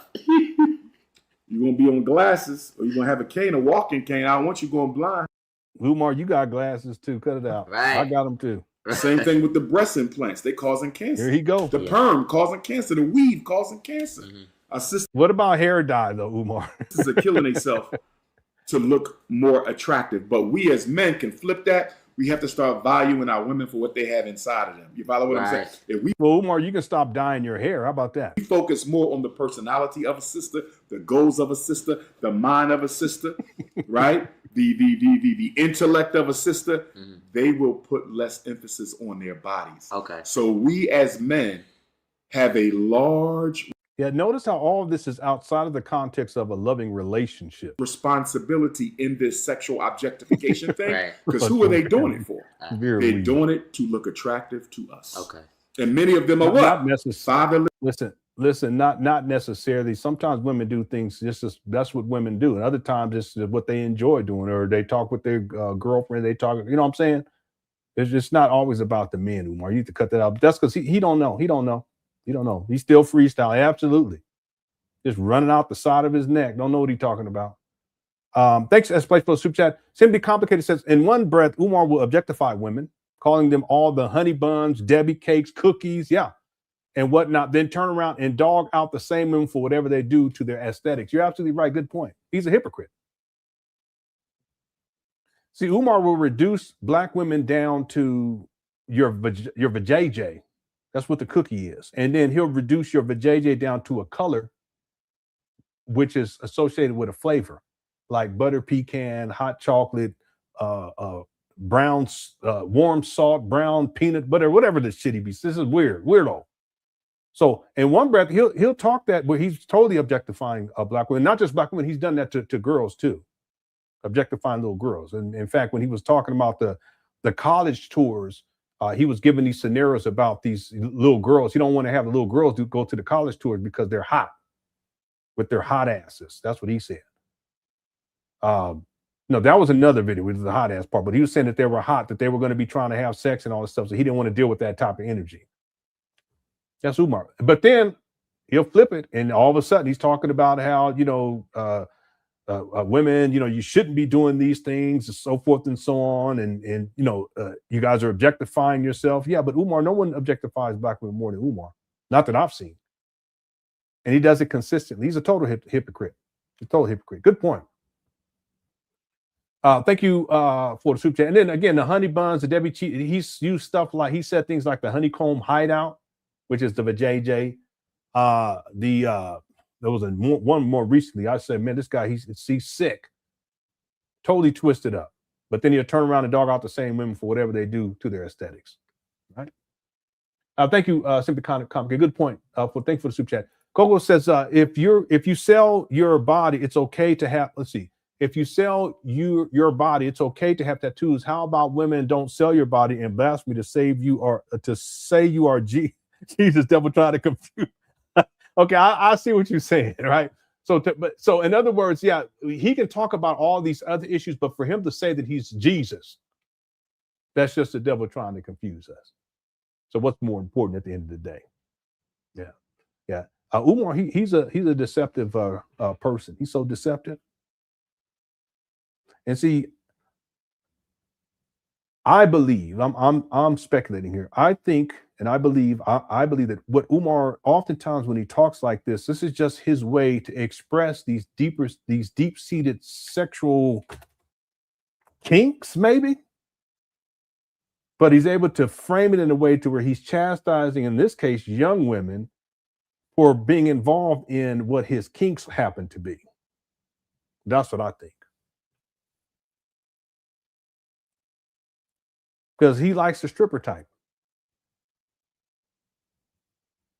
It's like sometimes they'd be passionate, be talking all bad about homosexuals all the time, but then later on it come out that they're homosexual and they was dealing with somebody that, you know what I'm saying? Same type of thing. I think that's what Umar is doing right here. And because he's on a platform where it's younger people, he's using it as an opportunity to express these kinks, but then also groom the young ladies who are watching. Devil trying to confuse. Yeah. Thanks, Kogo. If I'm a black girl, I'd have Umar Johnson's Shango pics. What are you don't put shit in there like that, please. Don't do that. Nah, Umar Johnson was sleepwalking and fell into the cookies. Okay. All right. Some of the shit you be saying is too far. Okay. Someone said on the Big Picture podcast, Umar contradicted himself on his belief in Satan. Yeah, I don't remember that podcast. Let me just look that up real quick. No, maybe no. Well, let me see, because I'll know if once I see it, I'll know whether or not we covered it. This thing keeps going. Let's see. Here we go.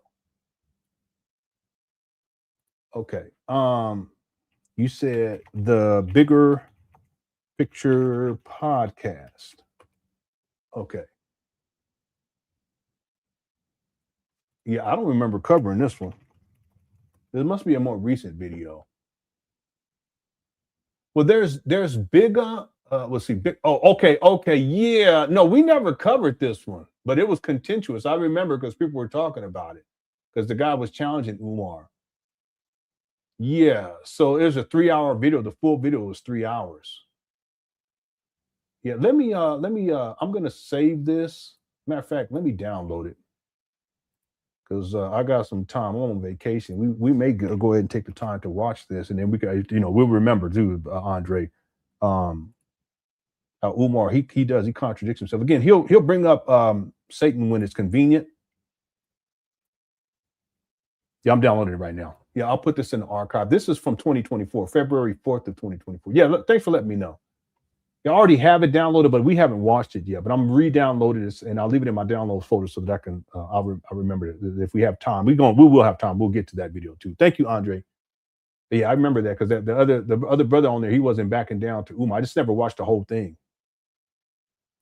Okay, my husband Instacarts after 12 a.m. Plan B is coming. Okay, okay. I just it's a trip that is that they deliver it like that though. Okay, all right. Thank you, Rocky Dasaki. for letting us know. I think. Okay, I thank you for the super chat. And then, okay, I got the rhinestone one. I'm all caught up inside the chat room, I believe. Oh, Kadar, how's it going? Kadar says this is his legacy: correcting black queens forever, not to marry one, but to stay relevant. He objectifies women's body, etc. Then says we shouldn't. Yeah, that's the thing. He's a total hypocrite. I mean, we can put together a whole list of Umar's objectifications, like calling cookies. And you can look at each flavor. That's another dynamic. The flavors are also associated with skin color, so that's the colorism there. But then stuff like honeycomb hideout and honey buns and all this other stuff, we can put together a whole list of that. And Umar, he's done that consistently. Interestingly enough, Kadar, if you go back to early Umar, he wasn't out front with it like that. What has happened over the years is that the real Umar has come out more and more. Where back in the day, he had some level of control over it. These days, he does not. To the point to where he's on this young man's podcast, and basically all he's been talking about is sex and the objectification of black women. And the breasts and the buttocks, and that's what he's all pretty much that's all he's talking about. A little spirituality's mixed in there. But really, for him to be on this young person's platform, what he's really doing, he's attempting to groom these younger women. Now, some people will say, yeah, but these younger people, they don't know him. And that's not the point. Just by him being platformed and in talking like this as a grooming strategy, you don't know. And Umar always gives his phone number out. One of these young ladies, she may be 18, 19, 20, 21, 22, 23, 24, even 25. She may send Umar a text. Umar responds. And then who knows where it goes from there. I would propose that there are a lot of these young ladies that Umar has sexually exploited where that's exactly what took place. And one thing leads to another. But see, these days, Umar doesn't have the discipline. He can't control it. So the real Umar comes out more and more. And I like how you said correcting black queens forever, because he always talking that shit about black queens forever, snow bunnies never. Okay, well, if that's the case, Umar, where's your wife at 51? And why are you always shading and disrespecting black women if it's about black women? And when's the last time you was in a long-standing relationship? And why are you out here running through all these women and crushing the cookies and then moving on to the next with the bumpity bump on your lip? Okay, correcting black queens forever. Really? Total hypocrite. Thank you, Kadar. Dreezy says honey buns, Debbie cakes, and ginger ale. That's ginger ale. Again, if we get together for the Christmas, if we do a Christmas thing, I'll have some treats or something. I'll get some ginger ale or something. Costco got the secret. No, it's not Seagram's. I can't remember what it, but they got the holiday flavor ones with the cranberry. I got it last time for Thanksgiving. I took a sip. It's too strong. It's like acid. But hey, it is what it is. Thanks, Drizzy Drummer. But yeah, those are Debbie cakes, honey buns, and cookies and ginger ale. That's Umar. Kadar also says we have to finish line, brothers. Yeah. There's been times where Umar says stuff like we're dancing around the finish line, meaning FDMG's almost completed. Again, I can pose the question: when was the last time Umar gave the illusion of progress? The last time? It's been a while. And even someone brought up the whole toilet gate. I don't think that was an illusion of progress, because that was horrible. One of the most deplorable videos I've ever seen, period. Anyway. So Umar, he doesn't even try to do. I haven't seen him do anything like that it's been a while. I shouldn't say a long time, but I think at this point he knows. But he'll still get on the platform and say we almost done. He get on the platform and say we're dancing around the finish line. He's been saying that since at least 2022. And in 2023, he said renovations were complete. Anyway, that's Umar. Dancing around the finish line. Crazy. Thank you, Kadar. All right, let's start winding this down. It's supposed to be a 2-hour show. We're at 3 hours already. We might have to do part 2 of this to where we can get into the what you call it, because I want to put together a list, but maybe we'll do that tomorrow. Here we go. There's girls, not all of them, Right. but a lot of them are fatherless girls. So they are. I saw my pop since the last time we talked. Good. I saw my dad. Glad to hear that. When you said do that, I did that. Good. Yeah, Good. I did Glad that. to hear that, man. Yeah. But for the women who never had a father. See, he should have taken that time to talk with the young brother about his relationship, because clearly the young brother, he's bringing it up because it's important to him, his relationship with his father. Umar should take that time to really address that. Now, maybe he does later, but that's an opportunity right there. That's how I know that Umar, he doesn't work with children. He doesn't work with young boys, because when they say stuff like that, there's a reason. They want you to listen. But you have to say, okay, well, what's happened since the last time? Did you talk with him? Okay, well, what'd you guys talk about? You know, what is the relationship like now? And you don't ask the questions back to back to back, but you ask one and you let them respond, and you ask another question, you so forth and so on. But Umar doesn't see that because he wants to get back to his talk, to him disparaging black women and talking about how shitty you guys are. That's Umar. Okay, I just got done downloading that video. But to validate, it was a long video. She's thirsty for that. You know what I'm saying? Yeah. And she's not promiscuous. Here's the biggest lie told. Teenage pregnancy is not about promiscuity. Yeah. She needed somebody to validate her as a woman. If the father doesn't validate the daughter, she's going to look for any boys to do that. You see what I'm saying? Yeah. So he's manipulating it. Okay, that doesn't even make sense because you don't validate women through sex. And then to say that the fathers are supposed to do it, that's weird. That's weird, weirdo talk. You guys see what I'm saying? And I don't even know why Umar thinks that it's anyway. But Umar, boy, let me let it go. We got to get done. To sex because he didn't have a dad in many cases. And so in his mind, the definition of masculinity is sex. How many women I can sleep with. You see that? Right. So you got two this is Umar projecting. Fatherless people. The daughter who needs validation from her dad.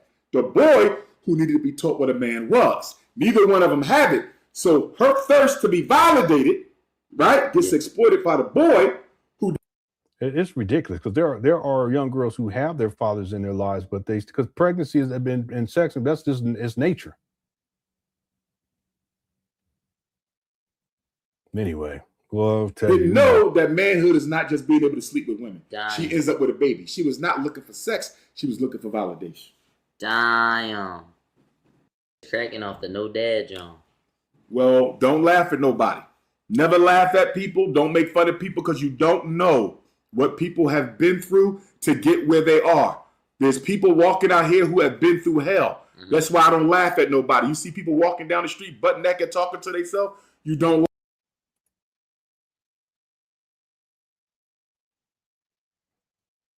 Umar always got to come up with something where somebody's butt naked. Laugh at them because you don't know what they've been through, and you'll put that karma on you. And 30 years later, you walking down the street butt naked like the person you was laughing at.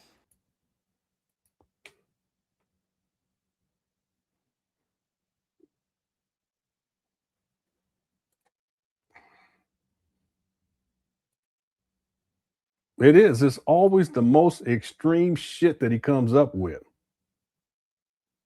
I wouldn't be surprised if one day we don't see Umar out there in the streets like that talking to himself. I think he do anyway, to be honest with you. I think sometimes that's why he be on the phone so he can talk to somebody. But I think he be, because I've seen him walking through them trap bandos live streaming, and he'll be walking, but then he be asking himself questions. I said, boy, if you don't. Anyway. Here's one thing you need to understand. Everybody on earth carries their own cross. What that mean?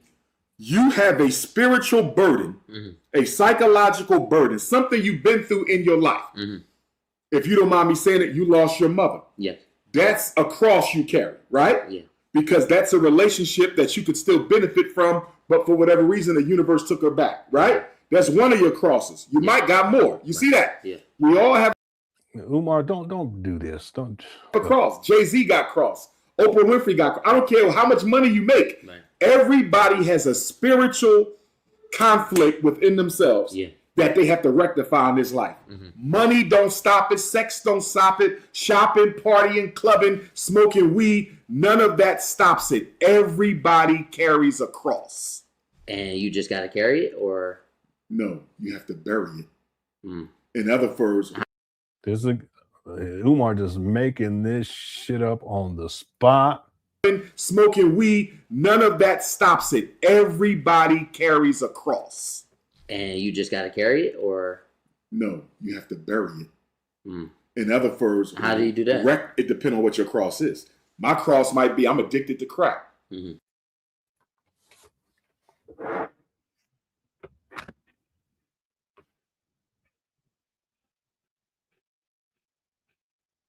Really though, we're going to end it right there. I can't take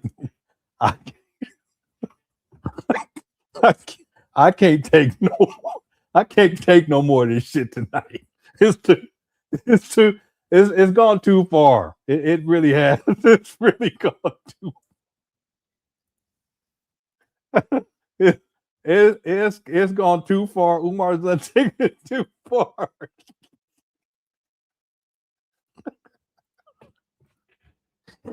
Yes, he did.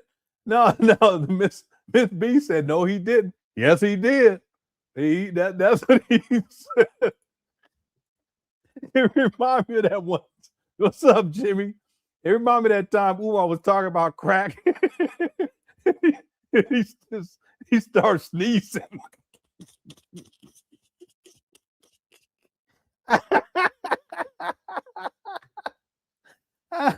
No, I can't do it because we got to be done. It's supposed to be 2 hours. We're at 3 hours because I'm going to be live streaming every day. I'm on vacation, but they're going to be shorter lives, allegedly. He starts sneezing. Let me see if I can find that video. Boy, because that was one of the funniest videos. Anytime Umar talk about crack, boy, he start tripping. Let me see. That's one thing. Don't bring up. Oh, this is the crack rock video. This ain't the one I'm talking about. Here, let me play this while I go find the other one. But we're going to do much more than that. We're not only going to get them ready for trade school. That is Marcus. We want to teach them how to Frederick Douglass Marcus Garvey Academy. Yeah, this ain't the. Hold on one second.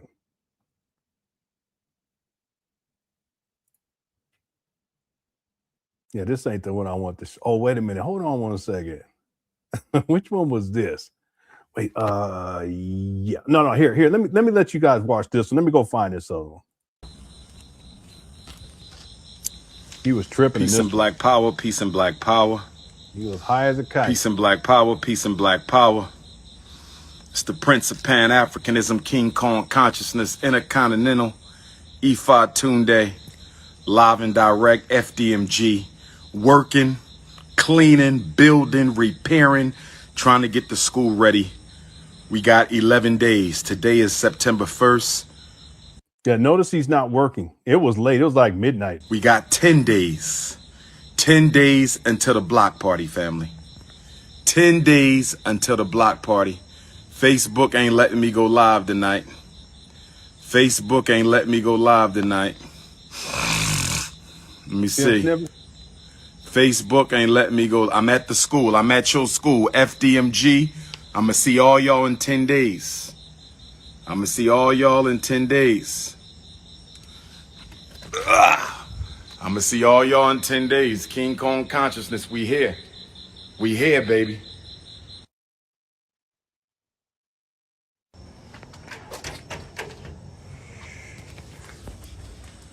We doing that work. We doing that work. 1 o'clock in the morning, I don't wear a watch. I can't be clocking the time. This my block, Ifatunde Avenue. This Dr. Papa Boulevard, this is my spot. I'ma see all y'all here in 10 days. The countdown begins, baby. It's September 1st, we got 10 days. What you gonna do? FDMGfestival.com. I've been working all day, cleaning. 1 o'clock, I'm still working. Yeah, he up there at 1 a.m. I'm still working. Got the water. Got the water. Got the water. Blah. I'm working. I'm working, brothers and sisters. Getting ready for your festival, your block party, your coming out show. Getting the food ready, the vendors ready, performers ready, the giveaways is ready, the t-shirts are ready, the mugs are ready, the bumper stickers are ready. Burgers, hot dogs, snacks, the fashion show, Universal African Dance and Drama, Afro-Ricans. If you identify as African, you can come. It's an African family festival. It's an African family festival, baby. I'm here. I'm on Dr. Papa Boulevard, Ifatunde Avenue. This is the real Wakanda. Wetting the locks. Ooh, it feels so good. Woo! Woo! I'm happy to be nappy right now. Hit the Cash App, $FDMG School. Hit the Cash App, $FDMG School. I'm not playing with y'all. I'm not playing with y'all. Woo, this water feel good at 1 in the morning on Dr. Papa Boulevard. This water feels good at 1 in the morning at Dr. Papa Boulevard. This water feels good 1 in the morning at Ifatunde Avenue. This water feels good 1 in the morning, Ifatunde Avenue, brothers and sisters. I'm not done. Woo! Woo! I'm getting high off the people because I loves the people. I serves the people. Hit the Cash App. $ FDMG. Yeah, you get high all right. Let me find this. It's right here. Let me see. Because this is a compilation of Umar tripping like a dope fiend. Hold on 1 second. And then we'll year give on 2020. With 2 million overall. So we're going to play and we're going to hit the. Oh, that need to go back inside.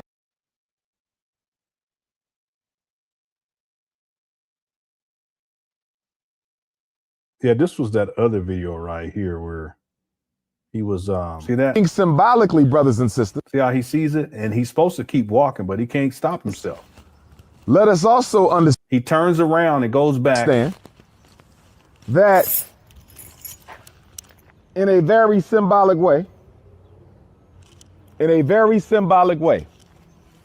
if Wilmington, Delaware. You see that little white rock over there? That's what he was fidgeting with. Dope fiend. Yeah, I see it. If you can see it, hit the 1. What's up, Edward? I ain't seen it. I hope you're doing all right. If y'all can see it, hit the 1.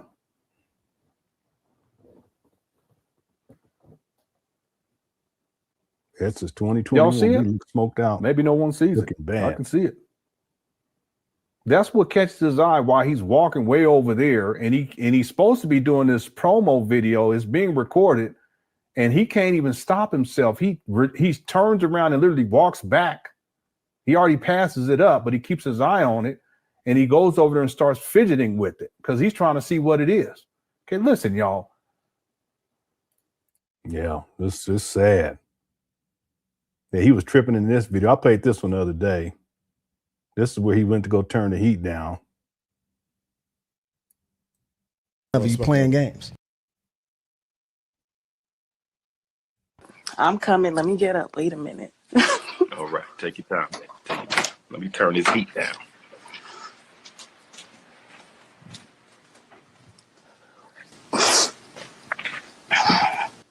My baby was sleeping in the bed. Gotta go way off. I'm coming. Let me get up. Wait a minute. All right, take your time, man. Take your time. Let me turn this heat down. He went over there quick, too.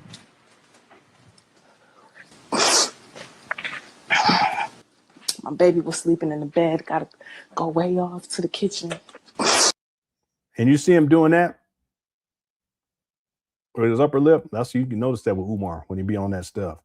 But that's not even what I wanted to show y'all. Oh, this is the one where he's someone that asked for this earlier. I didn't took y'all inside the school a dozen times. Go on YouTube and find the old videos. I'm chilling right now. I'm chilling right now. All right now.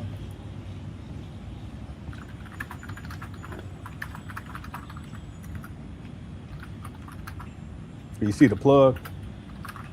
See this? Look, look, look. See this shit? Fuck. I'm so dramatic. Anyway, that was him motioning to the plug. And then when the plug get there, Umar get off of the live stream real quick. Keep a woman. I can't keep a woman, bruh. You must not know who I am. You must not know who I am. See that gray coming in? But I don't just want a woman. I want a wife, bruh. I'm working on wifeys. I'm done with. You've been saying you want that man job. The girlfriends. I'm too old for girlfriends. I'm too old for girlfriends. I need a queen. I need the wifey. Times 2. Times 2. I want the ancestors to bring me 2 women at the same time. They're going to walk up on me together. 2 queens. Intelligent, conscious, committed, focused, with a history of doing work for the people. They're going to walk up to me together. Nappy afros, curvaceous bodies. One going to be butter pecan. The other might be chocolate. One might be African lemonade. The other one might be sweet brown sugar. One might be butterscotch. And the other one might be hot peanut butter. They're going to walk up on me, 2 queens, and they're going to say, here we go. Now let's get to work. They're going to walk right up on me. He's so delusional. I'm going to say, I'm going to administer this school. and my sister wife going to administer the other school. They're going to walk right up on me. Nappy hair, no perms, no weaves, no white boyfriends, none of that. No white Jesus, none of that. They're going to roll right up on me. I don't care how many kids they got. I love children. I love children, especially if they got sons, because I ain't got no son. He don't love his own daughters. Roll up on me with a couple sons, 2 queens, and it's a wrap. It's a wrap. But no, there's some sisters I'm checking out. There's a couple sisters. There's only a few. See that right there? Okay. When he when he was still live streaming. Wait, no, which video am I talking about? I'm sorry. I just want to get to the end part. Hold on. Oh, that was it. Anyway, he gets off the live. We don't do stale bread. We don't do wet flour. We don't do white sugar. We don't do none of that. African lemonade. African lemonade. Okay. See the plug out there. I think my appointment is here. It's time. He said my appointment is here. I gotta go. Okay, yeah, I was trying to find this other clip. I don't think it's in I thought I put it in this one, but evidently I didn't. I have the original video, but I would have to skip through to get to the part where it's funny though. It is so funny. Let's see, maybe it was at the end. Yeah, here it is. I have it at the end. Hold on one second. This is it right here. And then we'll be done right here. It's not all of it, but this is part of it. And I got more receipts I can show you guys too, but I think I've proven my point. If you dating a man and he offering you marijuana, he offering you cigarettes, he offering you alcohol, crack, why are you in that relationship? Let me date a woman and she offer me some drugs, huh? If you dating a man and he offering you marijuana, he offering you cigarettes, he offering you alcohol, crack, why are you in that relationship? Let me date a woman and she offer me some drugs, huh?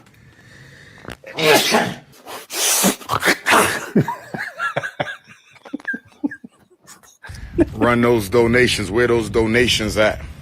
This was sad right here. Cash.me/$FDMG school. Run them donations. Cash.me.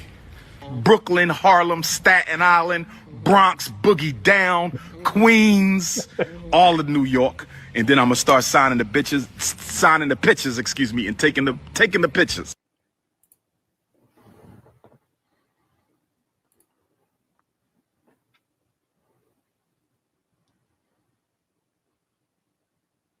You gonna do what? That is too funny. All right, let's close out with that. We'll pick up tomorrow. We'll pick up where we left off. Maybe I suck. Umar. What? Maybe you do what? Hold on. Smoking weed, none of that stops it. Everybody carries a cross. And you just got to carry it, or? No, you have to bury it. In other furs, how do you do that? It depends on what your cross is. My cross might be I'm addicted to crack. Maybe I suck. Maybe I have an intergenerational curse.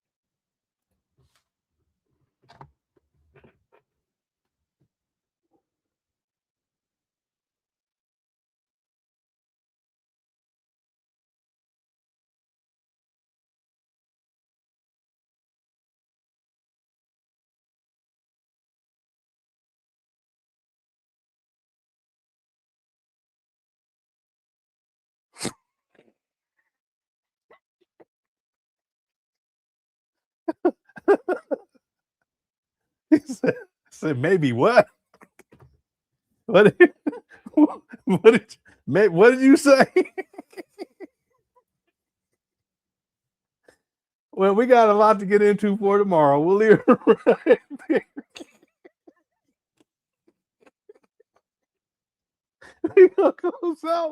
We're gonna close out right there, fam. I want to thank everybody for tuning in. Umar is wild. We are at the 43-minute mark. We'll pick up tomorrow right here. Evidently, we got a lot to get into. Oh man, this is crazy, boy. By the way, someone sent me this. I don't know who did this. Somebody. I shouldn't even put it out on here out of respect for Suki. I don't know her. I don't know nothing about her or anything, but someone just sent it to me. I figured I'll put it up here, put it up here so we can laugh before we get up out of here. You know, because Umar talking about maybe he's just say Umar, boy. Okay. Thank you guys so much for tuning on. I hope you enjoyed the show. I'm on vacation, so I'm gonna do my best to live stream every day. I guess for the next couple of weeks, and then I want to also remind people I will be doing some live a marathon. It'll be a marathon for Christmas. I think Christmas Eve. We'll do a poll because we can do Christmas Eve. We can do Christmas Day too. And then we'll do one on New Year's Eve as well, like we normally do. So you guys can look forward to that. I want to thank everyone who's been supportive. I want to wish everyone happy holidays. And as we get closer to the new year, happy new year as well. I want to thank everyone for all your support here on my YouTube page. I do appreciate it. Let's see. I dreamed I was on this show with you and Lene. Oh, yeah. Okay. Yeah. I didn't see Lene in the chat room today. I hope she's doing okay. Okay. Lene, if you happen to see this video at a later point, I just want to send a shout out to you as well. Okay. Thank you, user225. And I'll check out that video you sent me to as well. Okay, I got this one earlier, Kadar. We have to finish. Yeah. And then Feronic says, Lenon, I work as a case manager in Albany. Drug problems are bad here. Umar, without a doubt, has a substance abuse issue. Yeah. And I don't think it's just one thing. I think it's a culmination of things. I believe that Umar, he does have access to prescription drugs, because there's been times where he takes out bottles and he starts popping pills. He'll say it's something else, okay, but clearly there's something else going on here. And then also think that he deals with the street drugs too, turning of the heat down, and then what he calls turning of the heat down. I think he has some serious issues. And if we go back to 2010, 2011, you don't really see that. You see mental instability and emotional instability, but really when it really started, at least in my research, when I really started to notice it was once 2014, towards the end of 2014, going into 2015. You can tell that Umar, he was overwhelmed with this stuff. And part of it was because that's when he was getting a gang of money coming in for the St. Paul's College. Furthermore, the Hidden Colors propelled him through to a certain status on social media. That put him in a position to where he had access to not just more money through what he was doing, and not just his speaking engagement, but also the school scam, but also him being in a position to exploit Black women. And you put all that together, it's just a cocktail for dysfunction in Umar's life, and it's just gotten worse and worse and worse. And here we are in 2025, the end of 2025, going into 2026. It's clear to me. It's clear to me. It's a cautionary tale. All right. Thank you, Veronica Corbett. And real quick, I just want to tell people, listen, money's not the answer. Umar thinks that money is the answer, but see, money he destroyed himself. With the more money he got from the school scam in particular, he just used it to self-destruct. So oftentimes people think that money is a solution. No, it can solve a problem, but that doesn't mean that it's a solution, if that makes sense. Because it can solve a problem that's like in the immediate, but it doesn't mean that there's other issues that need to be resolved so that you won't be back in that position again. One thing that's a huge learning lesson right there. Umar, he doesn't get that. He thinks that money is, but see, money for him is when he's talking about opening up a school. He's not talking about opening a school. He's talking about using the money for his lifestyle, which includes getting high. Right. All right. Thank you guys so much for tuning on in. We'll pick it back up tomorrow. I want to thank everyone who sent in super chats during this live stream. You sent in super stickers. Thank you so much. I appreciate the support. Also, I do have Cash App and PayPal links listed down below in the description of this video. And if anyone sent that during the live stream, thank you so much. I appreciate the support for this whole year and for all of these years and beyond. Thank you guys so much. And someone had asked for this earlier, so I'm going to go ahead and play this for you all. Everyone inside the Cooker That's undefeated, as we always do. Oh my gosh, so you're fancy, huh? Yeah, Black community activist. Ah, Yes, ma'am. okay. Yes, ma'am. Well, good for you. Thank you. Thank you.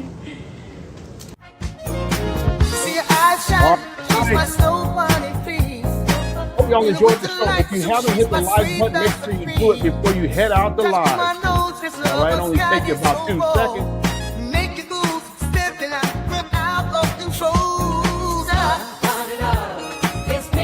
Yeah, thanks, Jonathan. Yeah, this is the jam. Okay now.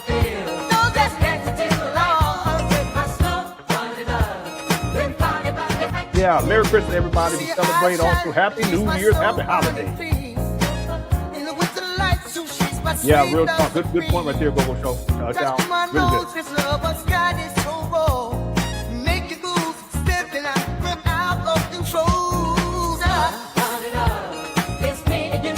Thank you, Kilo. Yeah, oh, come on now.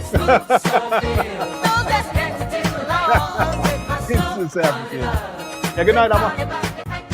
Miss Saint, Simply Complicated. Thanks so much for tuning in. Key Logger, how's it going, Key Logger? Good night to you, the real Sister Traveler, Rosetta Brooks, Summer, Miss Saint. Yeah, I'll see y'all tomorrow, okay? Thank you guys so much. Black Mark Morrow in the building. And they just what's up, your kids? See this? Yeah, happy holidays to you as well. Thanks for tuning in, Ms. Vertigo. Good night, Island Gal. Lovely Elizabeth, thank you so much. Crush.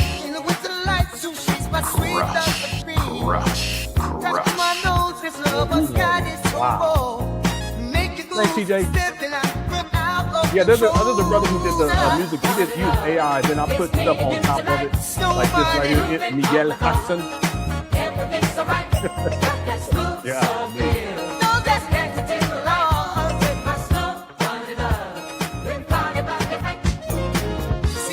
Here comes the H-back. Yeah, you're welcome. Thank you guys so much. I appreciate you guys taking the time to hang out. Cookie Crush Chapter Undefeated. Yeah, good night, S.A. Space. Thanks so much, sir. Peace. Umar, he getting it in, ain't he? Thanks, Sandra. And good night to you. The Mrs. B. And Miss Vernica. All right, listen, y'all. Enjoy the rest of your evening. Shout out to everyone who decided to cook. Also, thanks to the moms for handling business, and thanks to everyone for all of your support. Love you. Talk to you soon. Take care. Peace.